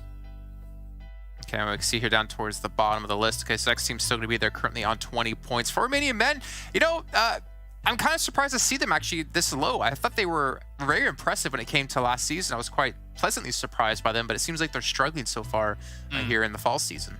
They had some central positions throughout the day, and I think even I said to you guys whilst we were watching game, even though they had a really good position in a particular game, I'm like, unfortunately, don't bet on for Romanian men here. I don't have much confidence in their ability to round out games in some situations just yet, even though we know that they can, as we've seen it in past seasons, but in this lobby right now, it's not coming together just yet. We need to see that tighten up. Well, let's talk about their Romanian brothers, actually. We got Eastern Stars to talk about here. And luckily for us, we do have an interview, actually, with Bazzi. So we're going to go ahead and throw him in. I'm going to throw you two out of here. But let's come back to round out the day. And you've seen these guns. I clearly could pick up, probably none of you. Maybe John I could pick up. But anyways, Bazzi, first of all, man, I got to check. Can you hear me? We good? You all good on your side? Yeah, I can hear you. Everything is good. Hello, Perfect. what's up? Perfect. Hello, man. Well, obviously, thank you for doing this interview. But I'm going to go straight into it, right? I don't want to ask you how you prepared for the event. I don't want to ask you, who are the big teams you're looking out for. I'm going to ask you off the bat, has this season of PMPL played out the way you expected it to? Or with the addition of the CIS teams, have they really mixed things up for you guys? In the most part, it's almost like we expected to. But we expected the CIS teams to be better, to be on the top, And then it's you guys on the top, right? You're currently in second place. Yeah. Okay, well, what about some changes you've had within the team? You guys have obviously been around in Western Europe for quite a long time, but you have Keme coming into the team. What has he brought to the roster for you guys, and have you guys been really satisfied and happy with his performance so far? Yeah, since he joined our team, everything improved and got better. Okay. Yeah, I mean, we're seeing that, right? You guys are doing fantastic this event. Maybe looking towards more general things. PMGC, right around the corner. You guys haven't been able to maybe live up to how good you can be when it comes to Western Europe when you play in these regional championships. Have you guys been able to like figure out any flaws from previous seasons, and now if you get there, you're ready to show the world what you got? Yeah, of course. And we will still train for that. Yeah. Okay, well, that's fantastic to hear, man. And obviously, we hope to see you guys make it there as well. I'm gonna let you go because you know what? You played out your matches today. You probably want to go relax, go chill, maybe do some VOD review, but you have some time off until we do play. But thank you so much, Bazzi, for coming in. Thank you very much. See you. Have a nice day. Okay. Well, I mean, he talks about Keme a little bit there, and it talks about, I think the interesting part was it saying that the CIS teams, he expects them to be better than they actually are currently, which, I mean, when you're a second place team right now, of course you could say something like that. But it is great to see that, you know, they came in knowing that the CIS teams are strong. They had realistic expectations, and they were able to still succeed even though the CIS teams have been strong so far. I think the main mistake you do when you're facing up against the CIS teams is try and play too passive, because you know CIS teams are known to be very aggressive teams. They're willing to push you, willing to breach you, and to squad wipe you if the opportunity arises. But Eastern Stars I feel like they doubled down when it comes to playing aggressive, and that's a perfect match to deal with the CIS team. So it's been working out great so far. And as I said, also with Keme, things are better. So that's a good breakdown from it. I think there's even extra clutch potential for them on the back of having Keme added to the team as well. Obviously, you hear from Bazzi that he's saying things have gone better. Quite a broad statement, I think, is fair to say. But I mean, when you look at kind of what he was able to do, even just against Virtus Pro in the Impala finish, I think that speaks volumes even more so than words need to be honest. Okay, well, gentlemen, that does round out our first half here of Phase 1. We are going a little break, though. We have 4 days off until we're back on Friday for the continuation of the first phase. And at the end of those 3 days of play on that Sunday, remember, we will have a 6th match. It's going to be on Livik with the top 12 teams so far within this phase. And once that match is done, we know how many points teams have been able to accumulate already into the finals. But that's going to do it. Remember, 4 days off. We'll be back at the same time, though, same place as well. And we'll see you guys then for some more PUBG Mobile action.